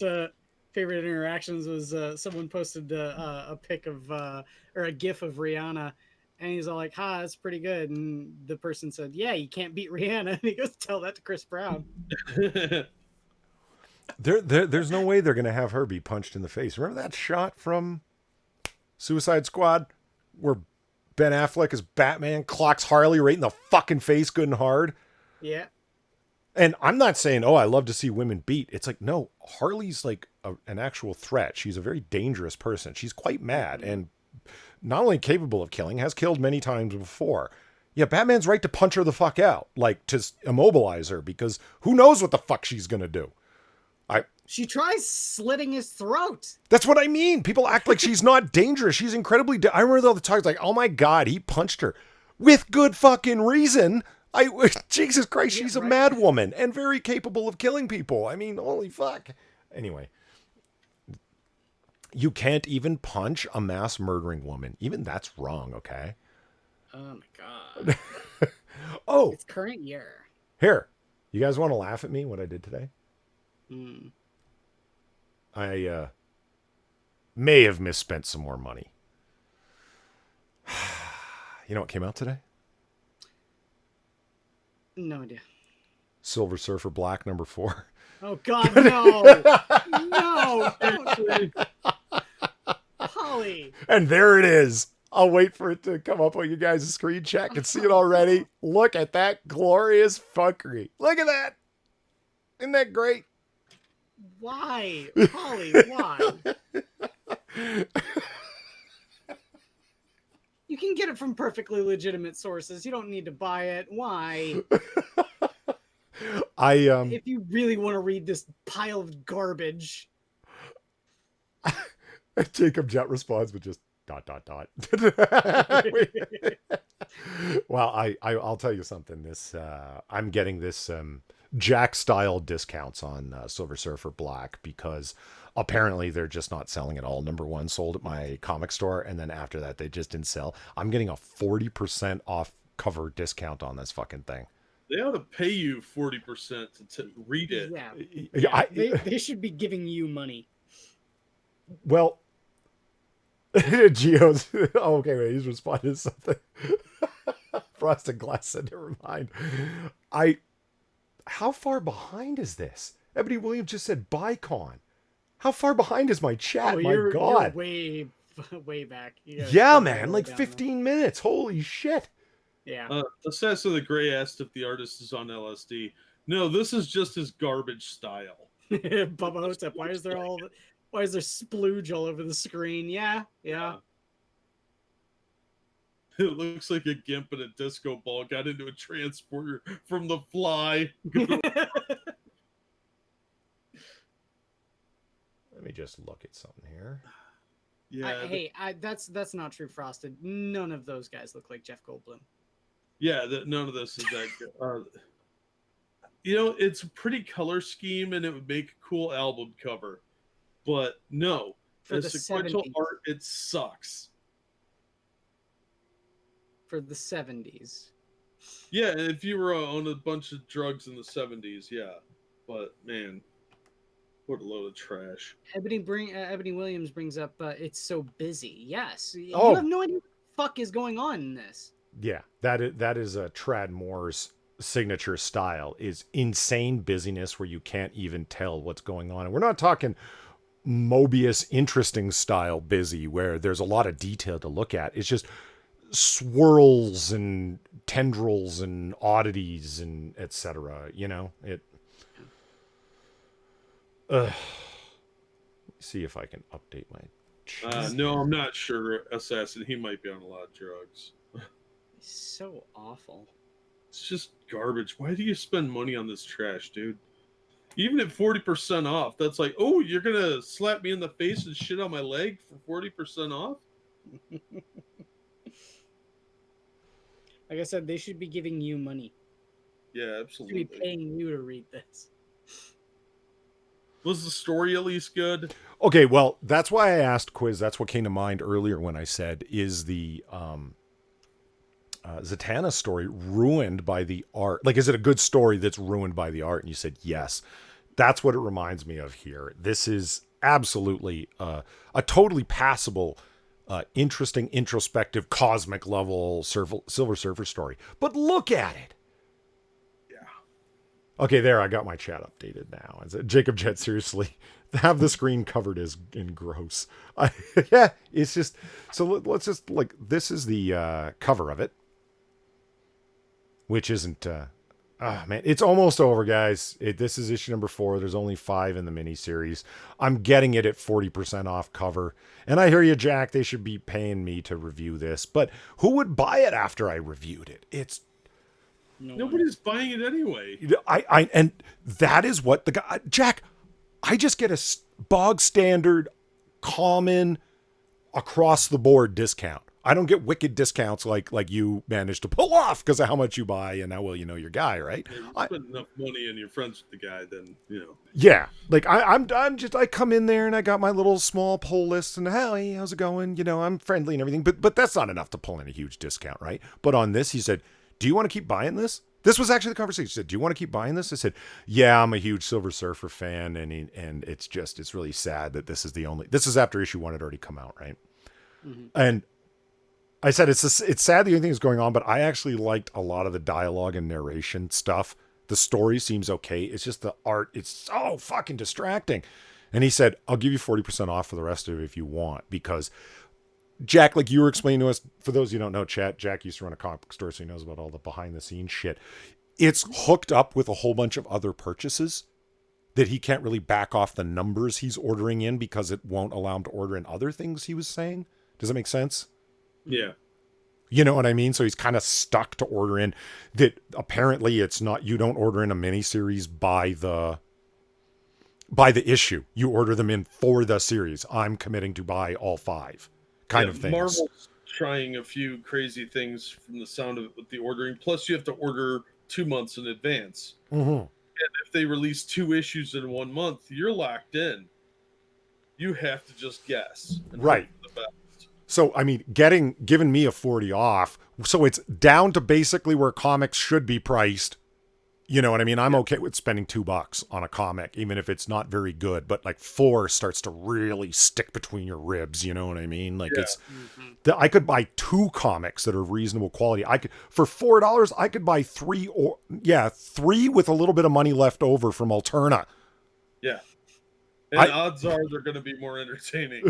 And I get it from his perspective. I mean, I didn't say this to him, but I get it from his perspective. These things are going to end up in the dollar bin, so he can sell it to me new as they come out for more than he'll get for them later in the dollar bin. So why not? He's still going to make 10%. If he's a reasonable sized comic shop, he's getting half off for his issues. So he's still making 10%, which is going to go a little bit toward mitigating the loss on one of those other ones. Yeah, Frosted Glasses, so Polly got the "I'm sorry" discount. Pretty much. You know what? That's funny as fuck, number 1, but also actually really truthful, really revealing in some ways. Sadly accurate. Yeah, because comic book owners, or comic book store owners rather, become partially responsible for something that they had no responsibility or authority over. Mhm. They're apologizing for how bad a comic is that they had nothing to fucking do with. Yeah. I think it was Conan when it came out. Issue 1 came out 3 weeks before issue 2. So they were on the Yeah. same order form. You didn't know if you're going to sell those. And I'm sure Silver Surfer's the same way. Here, let's just like look. Excuse me. Let's just look at some of the pages on this. I mean, you guys, unfortunately, Jack and Quiz are just got to see in a second, but I'm sure you can imagine what it looks like. It's just a mess. The writing is very along the lines of a Silver Surfer comic. It's introspective, psychological. He's a really harsh on himself, noble character. He's always trying to figure out what the hell he's supposed to be doing with himself because he's hyper powered cosmic being, but has no real place to be. So he just kind of floats around and tries to not damage things and get himself in trouble. So it's the writing is absolutely along those lines. It's completely in character, everything that's happening. But look at the art. It's just good God. Yeah, it looks like a cereal box from the 80s. Like, look at Uatu the Watcher. I mean, Uatu, some people say, whatever, it doesn't matter. It. You too, the Watcher. Uatu the Watcher. Straight out of Just Ireland. listen to what your boy Zach says and then don't pronounce it that way. What? I mean, Zach described Tradmore perfectly. The first time I ever heard him talk about this, and we actually beat him to the punch. Remember when we were talking about this comic when it was just the cover months and months ago, just the cover number one, and we're like, my God, I hope this is just cover variant cover art. No. But yeah, it's almost over now, guys, so you won't have to see many more. Luckily. Whew. So that was one of the things that I encountered down at the comic shop today. Yeah, that's awful. Yeah. Here's a fun one-off story on related to something that we covered last week. Remember Kristen Stewart? If I stopped holding my girlfriend's hand in public, I could have gotten an MCU film. Mm-hmm. Right? Yeah. Here it is. Yeah. Falcon actor Anthony Mackie jokes Kristen Stewart should be the gay female Falcon Captain America. you motherfucker, you. Let's see where this goes and how it gets. Kind of his jib. Yeah, exactly, right? It's wait. You're a shit poster, Mackie? That's awesome. Falcon actor, never read the first line. While promoting their upcoming Amazon Studios film Seaberg with Variety. What? While promoting their upcoming Amazon Studios film Seaberg with Variety. Whatever. Stewart addressed her recent comments made in Harper's Bazaar. Stewart told Harper's Bazaar, quote, I have fully been told, if you just do yourself a favor and don't go out holding your girlfriend's hand in public, you might get a Marvel movie. She would clarify those comments with Variety. Quote, that's been a conversation that's always existed. I've always radically rejected it. She would add, quote, it's nice to be able to talk about that in a way with people that really understand now. Instead of sounding like I'm being crazy. Don't put me in a box. Ambiguity's a cool thing. Now it's duh. Before, I had to say it was some far out idea. Now it's more on the main stage, which is rad. Jesus Christ. I'm not sure if it's just her reading or if it's her words. She sounds like the most vapid human being ever made. Oh, absolutely. My God. The worst part is she probably thinks she's very smart. Yeah, very deep. Yeah. She would explain why she used Marvel. It was literally just a big conglomerate type thing. She added, quote, I'm sure they would love to hire the gay kids to be superheroes. What are you talking about, you fucking dimwit? Mackie, who was sitting next to Stewart in the interview, was then asked which superhero Stewart should play. He responded, that's a very good question. Stewart would interject, a gay one. Mackie, Oh my god. Mackie kept the conversation playful. Quote, "It's been a really wonderful, eye-opening experience to where I've been able to work with many," he turned to Stewart and concluded, "gay kids." You know what he was thinking the whole time is, where is this retard's handler? He was then asked if there was any room for a gay superhero on the upcoming The Falcon and the Winter Soldier Disney Plus show. Mackie responded, "I think Stewart should be the gay female Falcon Captain America." Do you realize he was making fun of you, Kristen Stewart? Do you realize that? What do you think of the idea of blah, blah, blah? See, we've talked about this before. Is it these actors who think this, or people on press junkets pushing questions on them where they're in a position where they have to say yes? So she said that he was gay because gay. So do you think that gay is in the gay with the gay, Mackie? Yeah, I like working with the gay kids. That's how you get responses like that. So is there any room for her as a gay in your gay show, gay? Yes, I think she can be gay Captain America with a giant dildo instead of a shield with falcon wings that look like My Little Pony wings to make them extra gay. Yes, gay. And then she looked at him at the end of the interview. Gay. At the end of the interview, she looked at him and said, "So you got any weed or what?" Wow. That's fucking mind blowing. I would read that over again for laughs, but I'm not going to because it's. Whew. God damn it, Kristen Stewart. You are some fucking stupid. Holy shit. Oh, The only thing this did was make me respect Mackie more. Yeah. That was about as good of a response as you can give without like saying, "Holy shit, you people sure obsessively talk about the most vapid aspects of being gay ever." Yeah. I sincerely hope that like it played out exactly how you like stage directed it. Like he turned, looked at her directly in the eyes and say, "Gay kids." It's like with this condescending tone. So, did you guys hear about Walter Mosley quitting Star Trek Discovery, the writing team? No. Mosley has been around for a long time. He's like, I didn't know that he was on the writing staff, like the ongoing writing staff for Star Trek Discovery at all. And I was under the misapprehension that he had been there the whole time. He was only hired 3 weeks before he quit. He walked in and was like, "Wow, this is a train wreck. I'm out." Do you want to hear why? Yes. It's pretty fucking awesome what happened.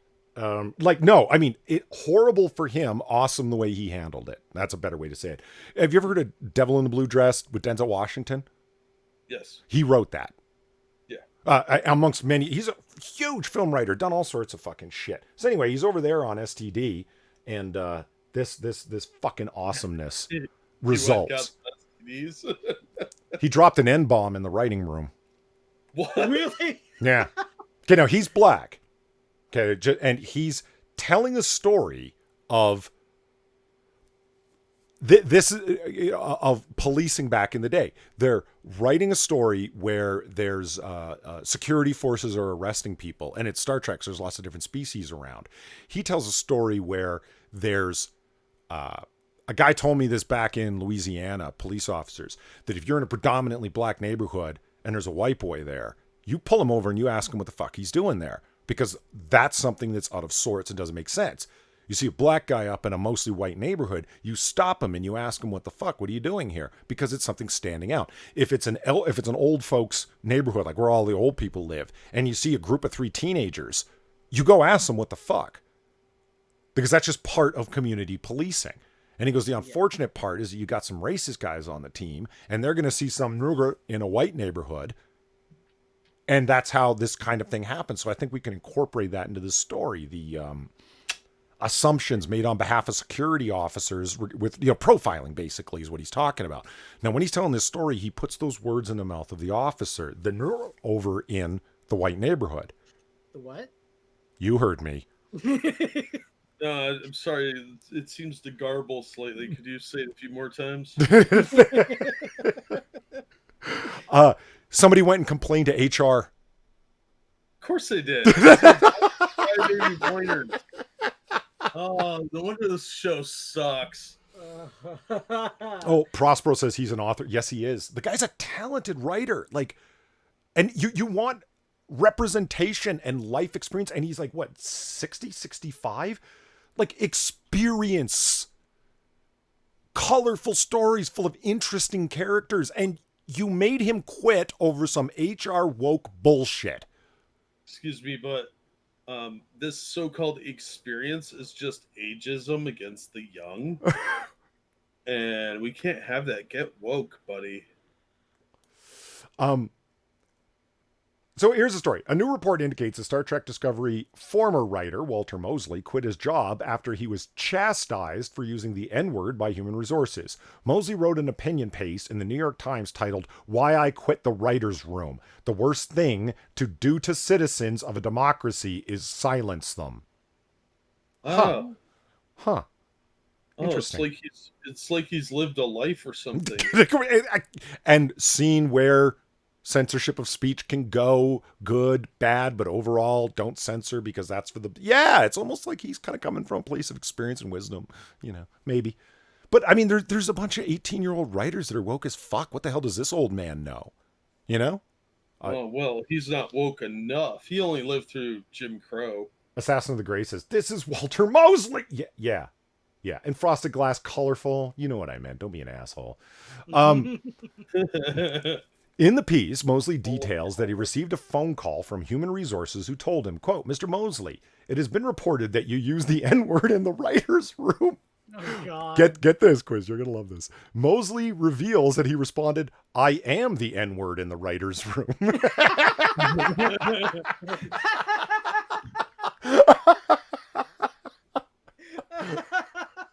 You salty old glorious bastard, you. Oh, it's good. It's good. I like it. Mosley then detailed, quote, "He said very nicely that I could not use the word except in a script. I could write it, but I could not say it. Me, a man whose people in America have been, among other things, slandered by many words.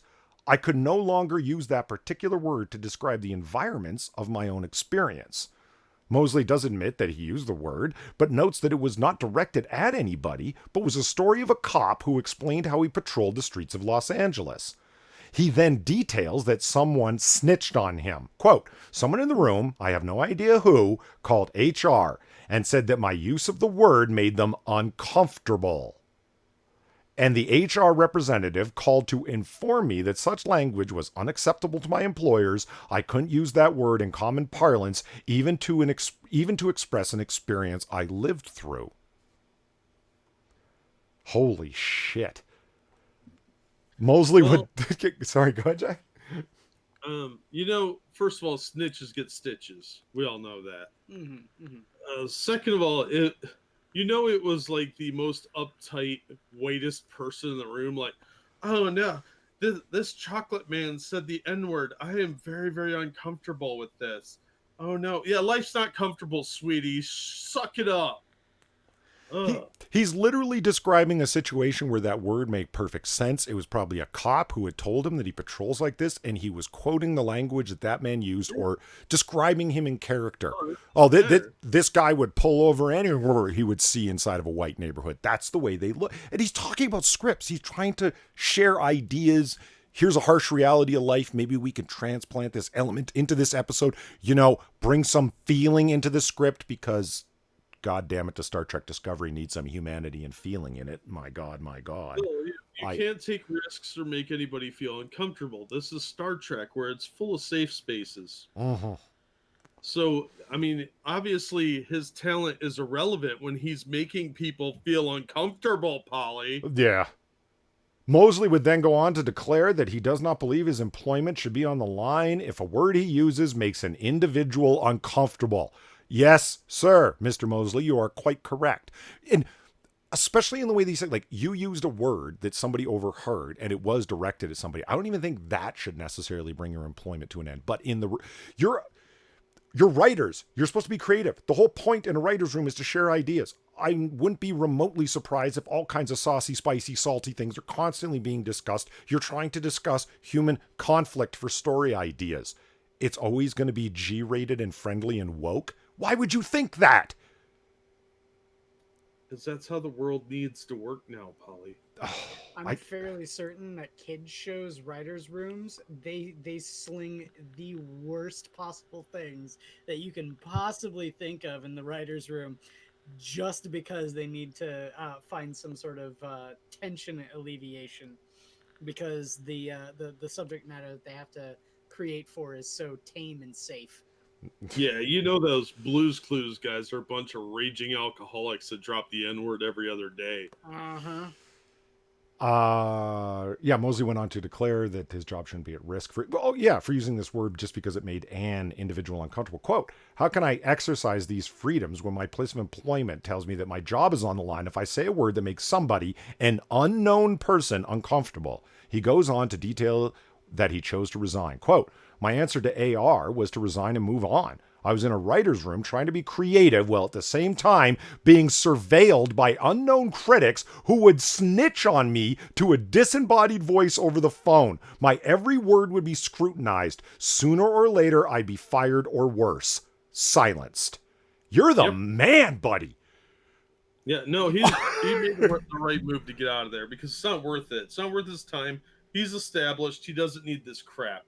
The person that we should all feel sorry for is the person whose first job is to be in this room. Yeah. And they need this job because it's going to build their resume. Oh, look. And they can't escape. And they're trapped. Look, I mean, Prospero's right to point this guy. He's an author. He's a script writer. Can you tell? Look at his mastery of language with this right here. Quote, the worst thing you can do to citizens in a democratic nation is to silence them. And it's the easiest way to silence a woman or a man is to threaten his or her livelihood. Let's not accept the McCarthyism of secret condemnation. Instead, let's delve a little deeper, limiting the power that can be exerted over our citizens, their attempts to express their hearts and horrors, and their desire to speak their truths. Only this can open the dialogue of change. I'm calling the House Committee on Un-American Affairs on this guy. I mean, this is clearly some attempt to subvert somebody's rights. I mean, you can't allow people to speak freely ideas. And I would let's say Mosley called out something as hate speech. I would come back at him with this stuff that he's written. I don't know that he has or hasn't. But I'm saying, yeah, you're not wrong. Guess what happens when you tell people that they can't talk about stuff? Basic human nature makes them want to ask why. It makes them curious about the thing. It drives people towards it. That's about the worst fucking thing you can do. I say we expose fucking SJWs for everything that they are, not cover their fucking tracks. I say we expose everything that actual white nationalists are, to expose how stupid their ideas are. And the idea of this guy said this word that hurt my fifis in a creative writing session? Are you fucking crazy? No wonder the guy was only there 3 weeks. I never heard such stupid shit in my life. I'm the fuck out of here. Like you said, Jack. I'm fucking established. Fuck you woke morons. Mm-hmm. I've never heard of this guy before, Walter Mosley, but now I kind of want to go and find his books and buy them. Just saying. Oh, do you want to hear CBS Studios' response? Yeah. This should be some great corporate speak now, where they say a lot but don't actually end up saying anything. Oh yeah, no, it's gonna be full of platitudes, and it's going to say absolutely nothing. The Hollywood Reporter reveals their sources tell them that Mosley quit Star Trek Discovery. In fact, they report that, quote, typical use of that word was a fireable offense, but there was to be no course of action taken against him. CBS TV Studios also issued a statement through The Hollywood Reporter in response to Mosley's op-ed. Quote, we have the greatest admiration for Mr. Hold on, let me do that over again. We have the greatest admiration for Mr. Mosley's writing talents, and we are excited to have him join Star Trek Discovery. While we cannot comment on the specifics of a confidential employee matter, we are committed to supporting a workplace where employees feel free to express concerns and where they feel comfortable performing their best work. We wish Mr. Mosley much continued success.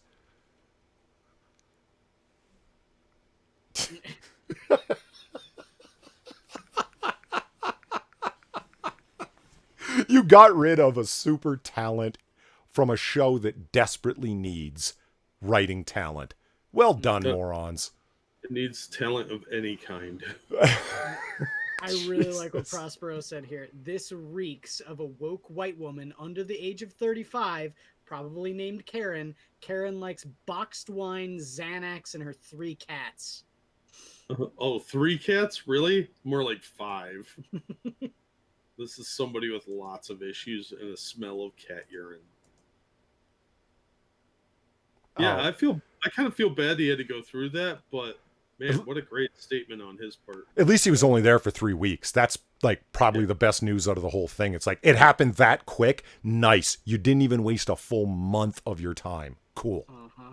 Yeah, I sincerely hope, like, I would give anything to be a fly on the wall for that fucking meeting where he sits there and says, you know, I am the N-word in the writer's room. And then, like, at the end of the whole chastisement, he just tells her to go fuck herself, and he walks out. That would be awesome. Sass said her pronouns were they, theirs, and I want to speak to your manager. So wild. Hey, guess what? Look at this. William Shatner's accused of homophobia. Oh, of course. And he's the Shat Man. He fires back. Because of course he did. He's fucking William Shatner.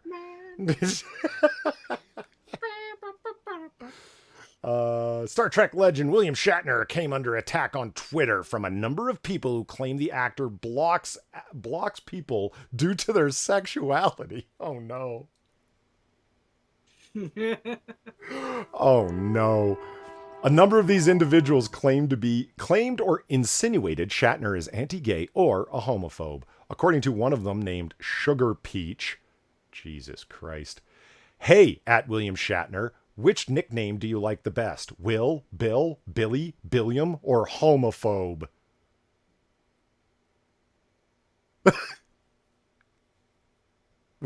Was that like a, what was that?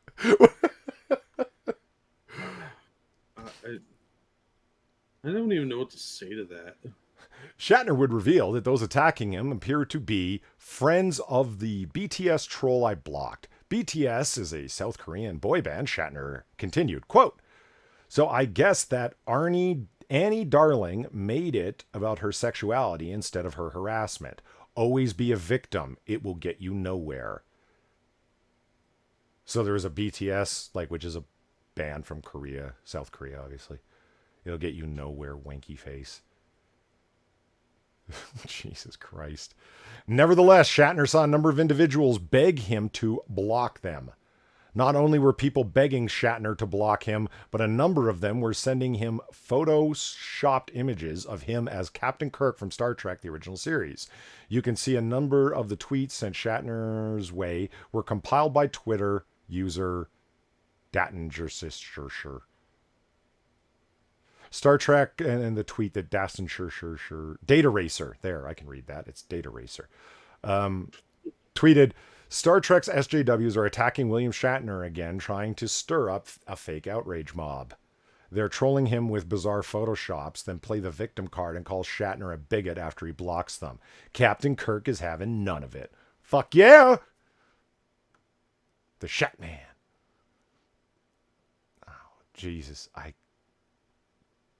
Yeah, this article just goes on and on. More people just carrying on like morons. You know, it wasn't until I just realized that my microphone was muted that I was sitting there going, Data Racer. Data Racer. Data Racer. Well, I would have paid attention. I would have. Oh, remember this when Brianna Wu went after William Shatner? No. Oh, she goes after everybody, but it's just... Of course. Because Shatner isn't gays and lesbians and gays and lesbians and trans people and Muslims and like, just like, he's not your standard blue check mark. He actually has thoughts and opinions of his own, and sometimes he, like, yeah, I'm all for gay rights. That means everybody on every program on television should be gay. No, wait a minute. Where are you getting that from? You homophobe. You know it. Yeah, Ebony Williams says it right. Shut up, Sugar Peach. Yeah, there you go. I just wonder how Zoe Quinn is feeling about that middle name now. Oh, right. Good call. I That's named her- myself after the best of Captain Kirk, not the ignorant bigot who plays him. And what's worse, another ignorant bigot named Vic Mignogna plays him in a fan series. Can't we ever get away from the bigotry that is the actors who play Kirk? No, you can't.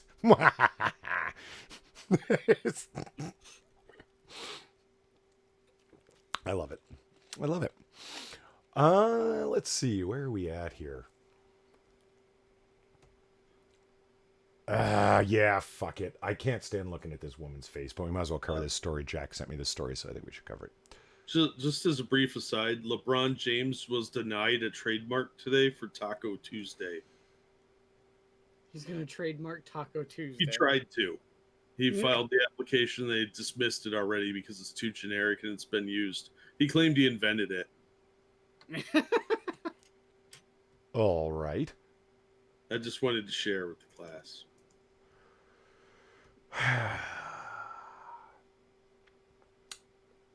You know what makes me angry? Dumb people.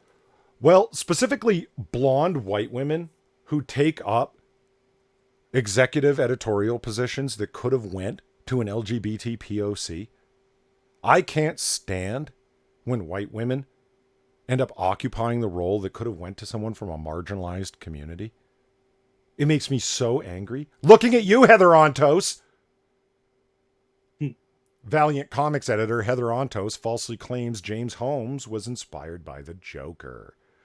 You know, Heather Ontos, if you believe anything, even a little bit of what you say, how the fuck are you constantly taking up positions that should be occupied by your own reasoning by an LGBT POC marginalized person? Could it be that you're a fucking hypocrite using other people's problems to shield against your own incredible stupidity and incompetence at your job? Well, she has to live in the real world, Polly, and that means needing a job. And her truth is more important than the truth. I mean, look at this smug bitch's face. Like this isn't even smiling. This is just smug. I'm a cute little privileged white girl, but it's okay as long as I use the right phrases. I'm all of a sudden an ally and a friend to every marginalized person on earth. Therefore, I can occupy all of these positions that I claim everyone else who doesn't look like me should have. You're kind of a hypocrite in a big, big way. Kind of. I think the worst, most egregious thing that about Heather Ontos is that she was the inspiration for all of the Gwens. Yeah, that's probably her worst crime. But I blame the editor for that. What's his name? Everyone is at fault for. Was it Brevoort? Including, Yeah, Tom Brevoort. Yeah. Fucking. including and especially her. Well, I am okay with targeting her because she absolutely is an editor. You guys heard me say this before. I'll say it again. It is not hard to find an idiot who's going to write you a moronic story. You can swing a dead cat in any major city and find an idiot to write you a moronic story. The problem and the fault. Don't actually swing dead cats. No, don't do that. I think it might be a crime, specifically Well, battery. But anyway, You might get on the bad side of Princess Weeks and Lord Meowington. it's people that hire them. That's the problem. You'll always be able to find someone. You as the editors are supposed to be the people that are making the choices for the continuity and character consistency and lore of your own series. Not hiring every moron out there who's got an axe to grind. Unless you're a moron who has an axe to grind, so you hire like-minded people. Looking at you, Sana Amanat. Anyway, Valiant Comics editor Heather Ontos took to Twitter to endorse a controversial month-old take on the upcoming Joker movie that has left many scratching their heads. The tweet was a screen grab of Rachel Miller, who went on to break down the many reasons they see that the yet-to-be-released movie is problematic. Ontos fully supported Miller's writing. Why is the Joker movie problematic? Rachel Miller nails it. Look at that, blue check mark and all. Do you know who Rachel Miller is? No idea. Chief editor for BuzzFeed. Oh, nice. That's a hell of a... You know what we're dealing with here. Yeah. I don't even plan on reading this. It's just so long. Okay, I've pinpointed exactly what it is that bothers me about the Joker movie. I'm going to assume that you've seen it. I don't want to watch a movie that shows us the trauma that drove the Joker insane. I don't want to watch a well-intentioned but unstable man get bullied until he turns to mass murder. I don't want to watch a man get rejected by women as an excuse for his future domestic abuse. I don't want to watch blah, blah, blah, blah, blah. It's problematic. You guys are all so woke. You know what I see? Two white women that need to get out of their fucking jobs and are allowed an LGBT POC person to occupy it. Get it? What are you doing, racist? Get out of the way. Why do you not want marginalized communities employed so much that you're willing to take their place they deserve? Get out of the way, racists.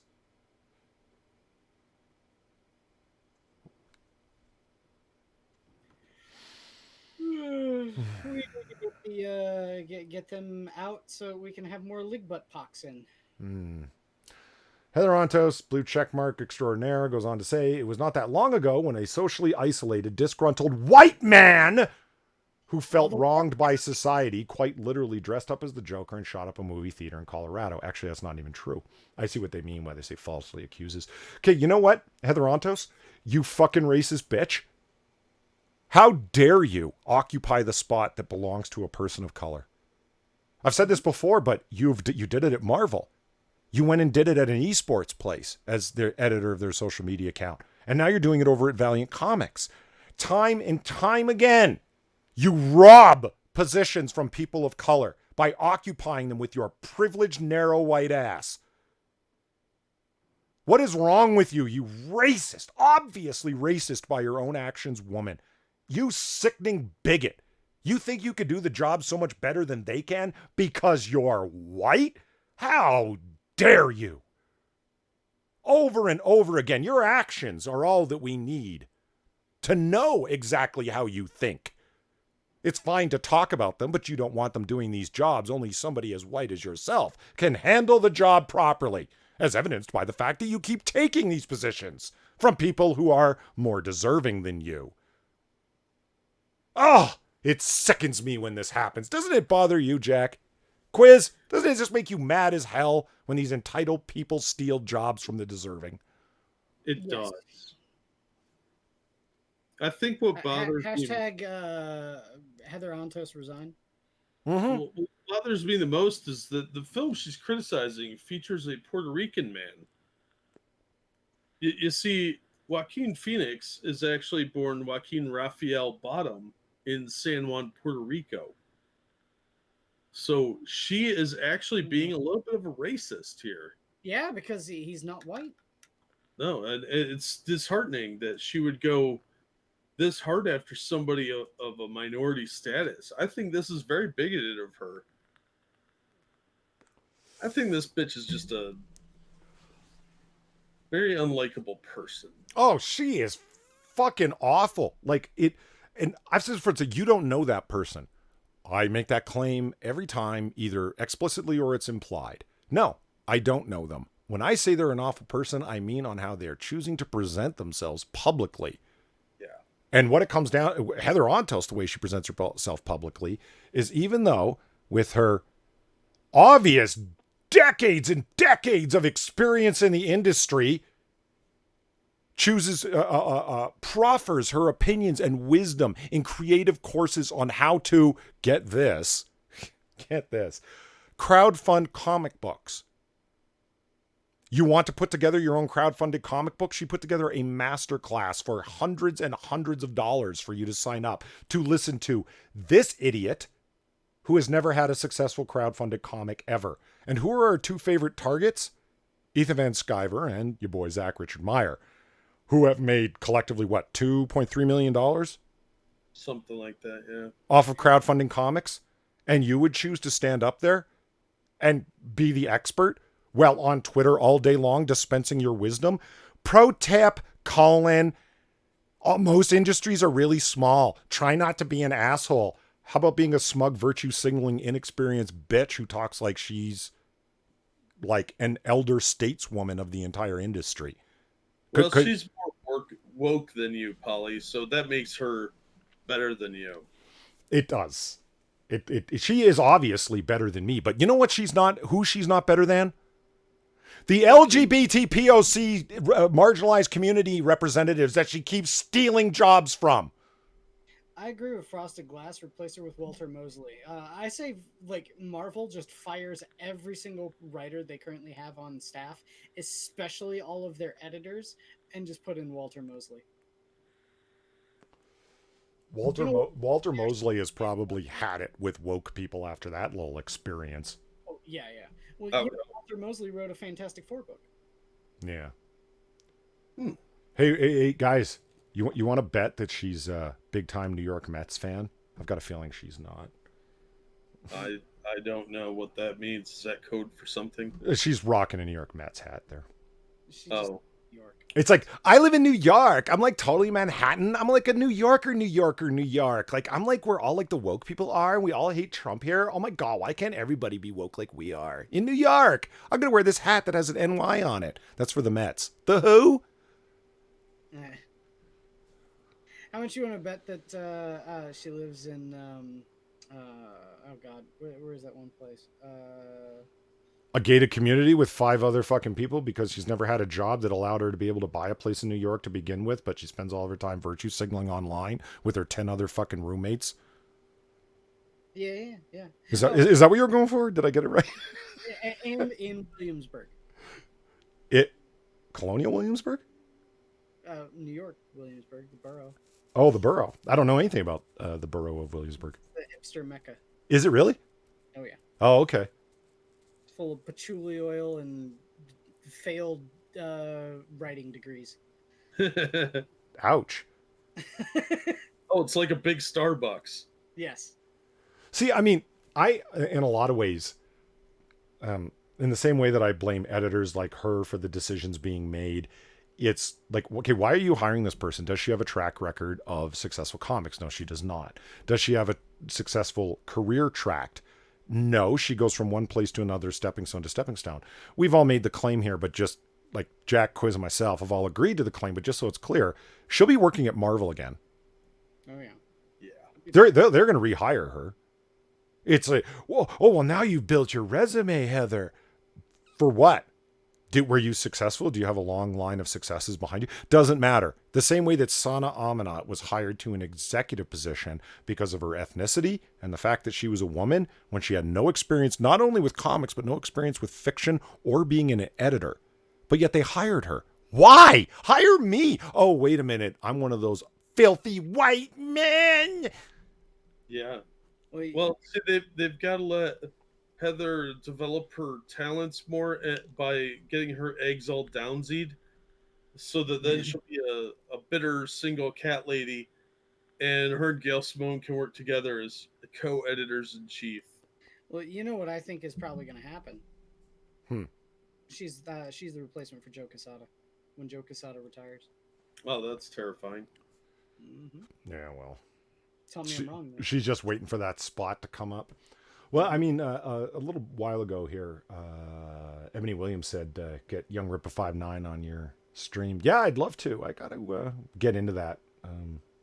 I was hoping to break 1,000 subs before I did the reach out. I mean, it's tough. The guy's got like, 140,000 subscribers. He's so, I don't know. We're like a super minor, barely visible blip on a radar. If you decide to focus correctly, you might see us. It's got it.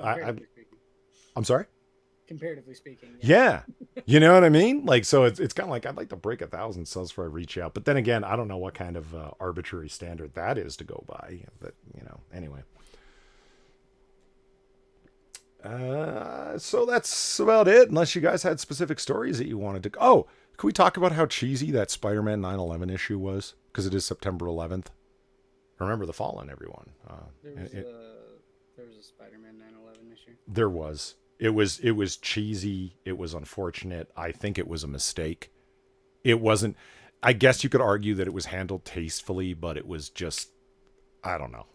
It was an interesting effort. Yeah, Didn't they donate some money, the proceeds to like the victims relief or something like that? they did. It's arguable how much of that money. I mean, because Marvel doesn't make money off individual issues, and we know that. Like Yeah. that was like '01, like right when comics was trying to be recreated, or Marvel Comics was trying to be recreated after the fall. This is when Avi, oh, I forget his name. Yeah, was trying to salvage Marvel Comics from being broken up and sold off into IP assets alone, right? Like Yeah. it had gone under that bad. And that's how they ended up in the possession of Disney, ergo very deep pockets, i.e., we don't ever need to make money again.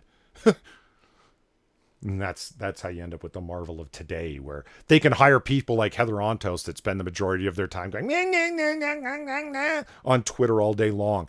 And no bosses apparently that are going to come along and say, you know, Shut up. yeah, I've been following your Twitter account for the past 2 hours. Can you tell me what you've done other than tweet for the past 2 hours? Because we're like paying you to do a fucking job. I Well, she was an editor, so if she wasn't getting scripts to give treatments to, then she she doesn't need she can spend that time on Twitter. I mean, I guess it was okay. Like you want to, like that issue. It was really just about Spider-Man swinging around trying to save people from the wreckage of the Twin Towers. That was the majority of the content of it. It made no comments or anything like that, and it sort of begs the question as to why. I don't. I don't know. Well intentioned, but failed, and it's kind of remembered not in a cringy way, but like in an uncomfortable way. Like, oh yeah, I remember that. You know what I mean, Jack? Like it. Yeah. I don't know if Marvel's made so many mistakes lately that stuff like that, those issues from back then, they did that Heroes miniseries too. It looks way better in historical context than a lot of the garbage they're doing now. Now, if they put out a 9/11 commemorative issue, it would look like a cash grab. Mm-hmm. At least they were trying to do something kind of tasteful then.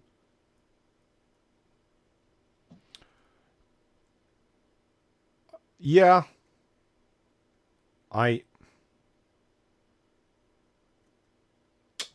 I think that it's regardless of the perception back then. I probably would have said that it was a shameless cash grab, too. I mean, it was the same year, right? It was still 2001. Yeah. Yeah, that I would have, said fuck it, fuck you. It's shameless and it's exploitative. Yeah. At least if they were donating some money to the relief effort, you could call it a fundraiser or something, but now it would be just such a blatant cash grab. Yeah.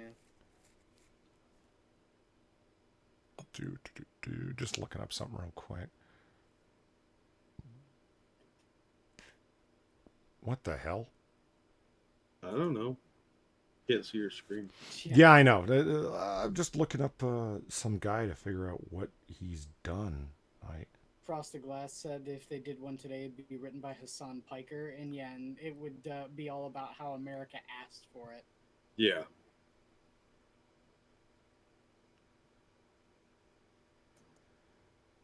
No one's gonna let Hassan Piker forget that. I hope At least not. they shouldn't. Stupid. No, they never should, but it doesn't matter. The kind of arrogant prick that he is with a guaranteed platform, oh fuck, that's so old. I already talked about that. Shut the fuck up. Like that was his attitude as he said it. After he said it, his own uncle is fucking excoriating him for it. Like, come on, Well- it was wrong what you said, and we all know that. And it was tasteless. He was rolling his eyes while Cenk Uygur was saying that to him. Just watch the video clip. So I can't fucking believe I'm having to be here. That's a smug cocksucker that knows he has a guaranteed platform no matter what he does. And he's Yeah. right.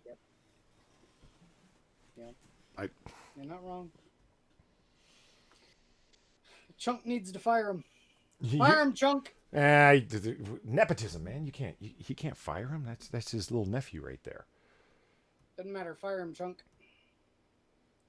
All right. The Buffalo Stampede will be down one. Feed him to the feed him to the wolves. Yeah, The exactly. wolves must eat. Well, on that note, I think we should move on to pitches. Are you guys ready? Yeah. Yeah. All right. Who would like to go first? I can go first. What is that? Oh, my device needs to restart to install updates. Well, not right now, device. Let me slide this motherfucker over here and share the screen.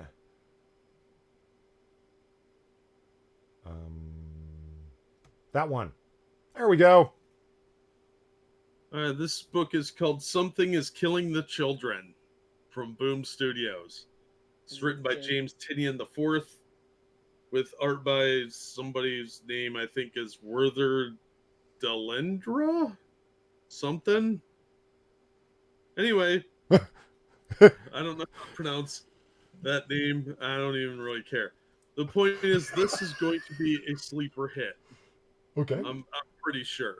Oh. If the rest of the series is as good as this one. So there's these kids, and they're just kind of hanging out, telling spooky stories, right? This kid's like, I had a scary experience once, and they decided to all go check it out. Well, the next scene is this kid here talking to the cops about how his friends died. And there's a monster. And this girl shows up. She's a monster hunter.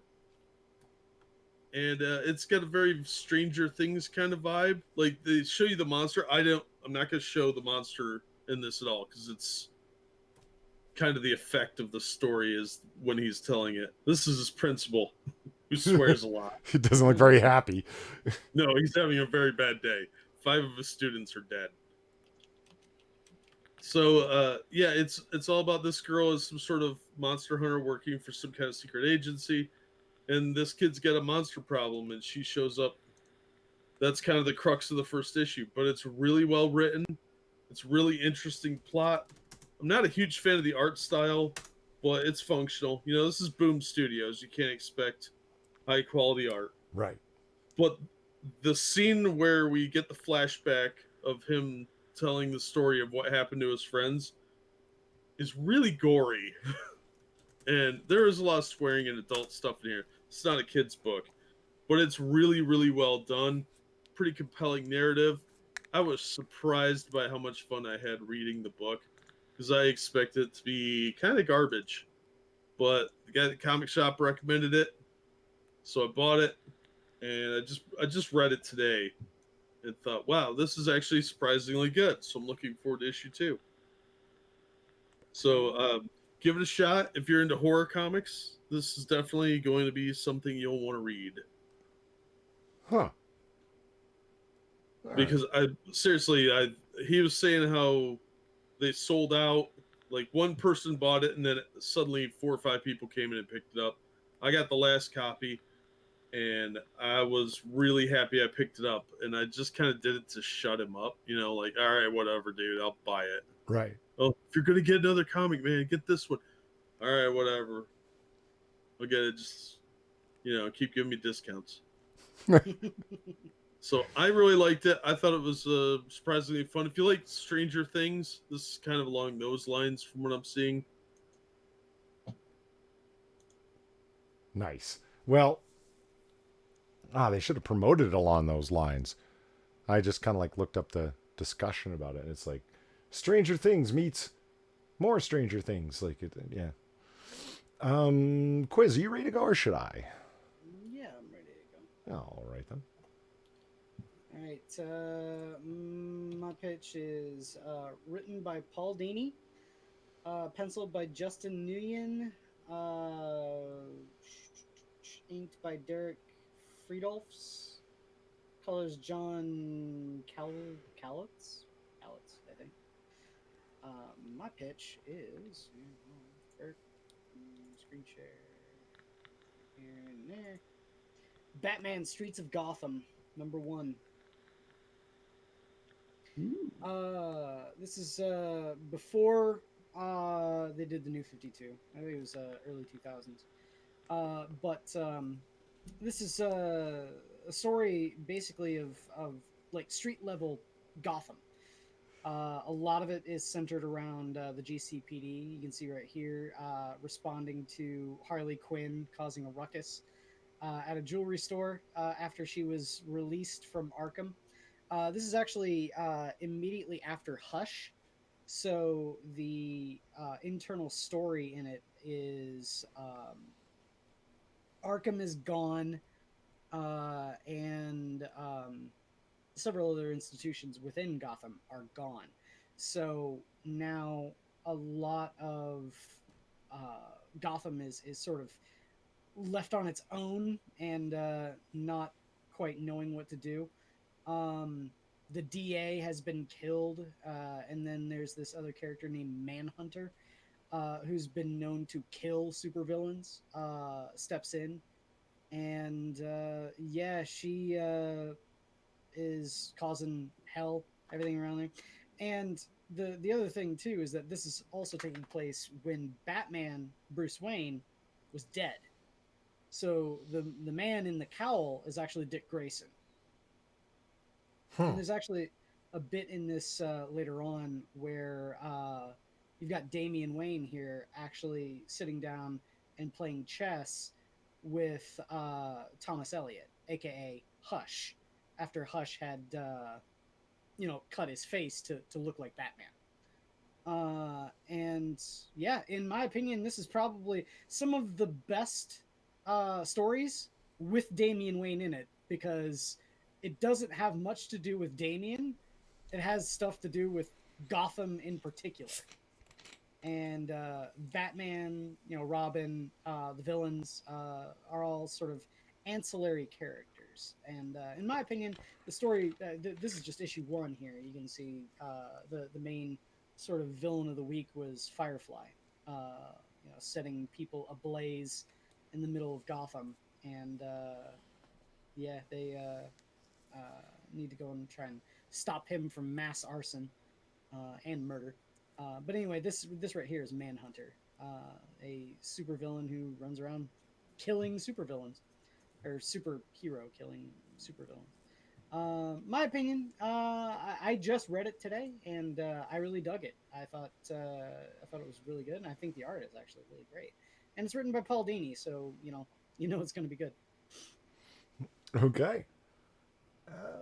Let me go back here. And then my pitch for today is just came out today, actually. It's not the greatest thing that I've ever read, but anytime something new that's passable and readable comes out and it's new, oh, shit. Is Moon Knight, annual #1. I didn't look into why this is an annual #1, like annual to what? To the ongoing Moon Knight series? Is that what it? But it wouldn't be an annual #1. I didn't ask questions. I was just like, whatever. It's Marvel. They're putting out comics. Fuck it. And it had Kang the Conqueror on the cover, and I'm like, oh hell yeah, because And I leafed through it, and some of the imagery in it caught my attention as a cross-time battle. So I was like, oh fuck yeah, and that's exactly the way that it starts in 2500 BC back in Egypt.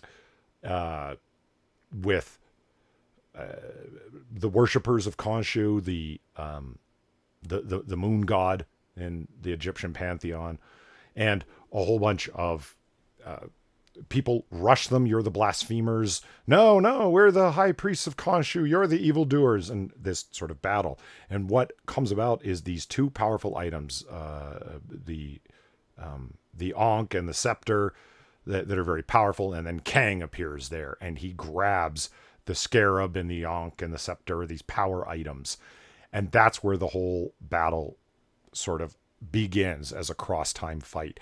Kang is got a really complicated backstory. Basically, he's from a super distant future, but also from the past. It doesn't matter. The guy's a time traveler. They're a time-traveling villain and is super powerful. He's Franklin Richards in a very distant way. It doesn't matter. Like the son of Sue Richards and Reed Richards of the Fantastic Four, from a dystopian past and future at the same time. Anywho, he grabs the totems, as he calls them, very powerful items, and when they go back to the current year, look over here, you see the Kang head bust on top of the skyscraper. He's altered the current future, and that was his whole goal, to become like a god king in the future time through possession of these powerful items in the past. And Moon Knight is still there, but now his memory is altered along with everyone else's, and he's become one of the protectors of the priests of Khonshu, as it were. You know, you priests shouldn't come out at night, especially, or shouldn't come out into the open like this. The followers of Kang might find you. And it's like, yeah, absolutely an altered timeline. And the whole battle becomes to get the power items away from Kang before everything goes wrong. Here they are fighting in the Old West, because it really is a cross-time caper. And for some reason, Kang and Moon Knight are always variations and iterations of themselves, no matter what time they're in. And I won't reveal why that is, but I love Moon Knight as like the old Western, in the old Western getup. So they have a battle in the old times. Where was the page that really sold it for me? Oh yeah, here they are fighting in Nazi Germany, and there's the Moon Knight Third Reich soldier. I love it so much.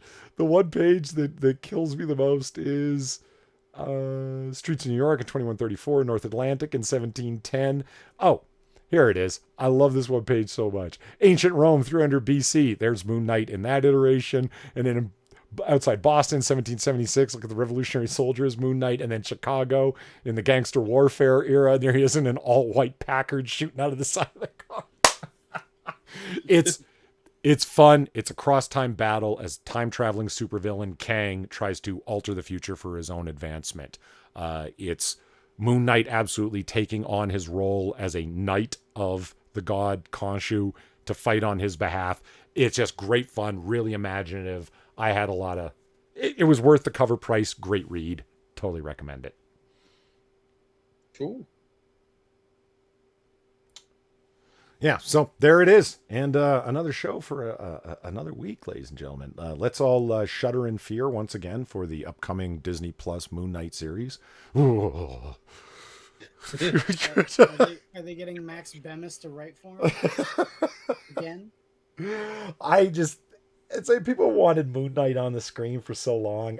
I don't know. Have you ever noticed when people get really afraid of what they're going to do with a series, they end up saying things like, oh, why did they just go with an animated series? That's what I hear people saying now.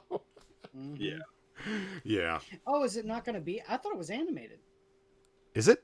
I don't know. No, I heard it was live action. That's what I had heard. That's what it was to understand, that all three of the ones that were announced were all live action. She-Hulk, Moon Knight, Miss Marvel. Okay. Yeah, the What If is going to be animated. I thought it was animated. All right. I would have been actually a little bit more comfortable with it being animated, because they can be a little bit wilder with their settings and ambitions and imaginations, and you know, not that they're very good at that. That's why I called the series, or the episode today, Marvel with Imagination, because everything is just a reiteration of everything else when it comes to Marvel. You're not hearing a lot of new creative stuff. The only thing that's new is woke stuff, and it's awful. Yeah. Anyway. Let's all make sure we didn't miss any Streamlabs. Nope. I've been watching. Okay. Thanks for the donations, you guys. Absolutely. Greatly appreciated. You guys are awesome. And I'll start putting those links in the description, as well as the very generous people, including Evolve Potato, that have been posting it in chat. That's fucking awesome. Greatly appreciate it. Very much. So, on that note, on your way out, please hit that like button if you haven't already. If you're listening in the future, leave a comment. Love hearing from you. We get a chance to read them all and respond to most. Any last thoughts, guys? Be sure to like, share, and subscribe. Thanks as always for coming out. And don't forget to hit up your local comic shop and support them. For sure. Okay, Quiz agrees. All right. Yes. Jack summed it up really well. Yeah, no kidding. All right, everybody. Have a good night. And until then, read more comics. Later, everyone. Bye. Take care, everyone.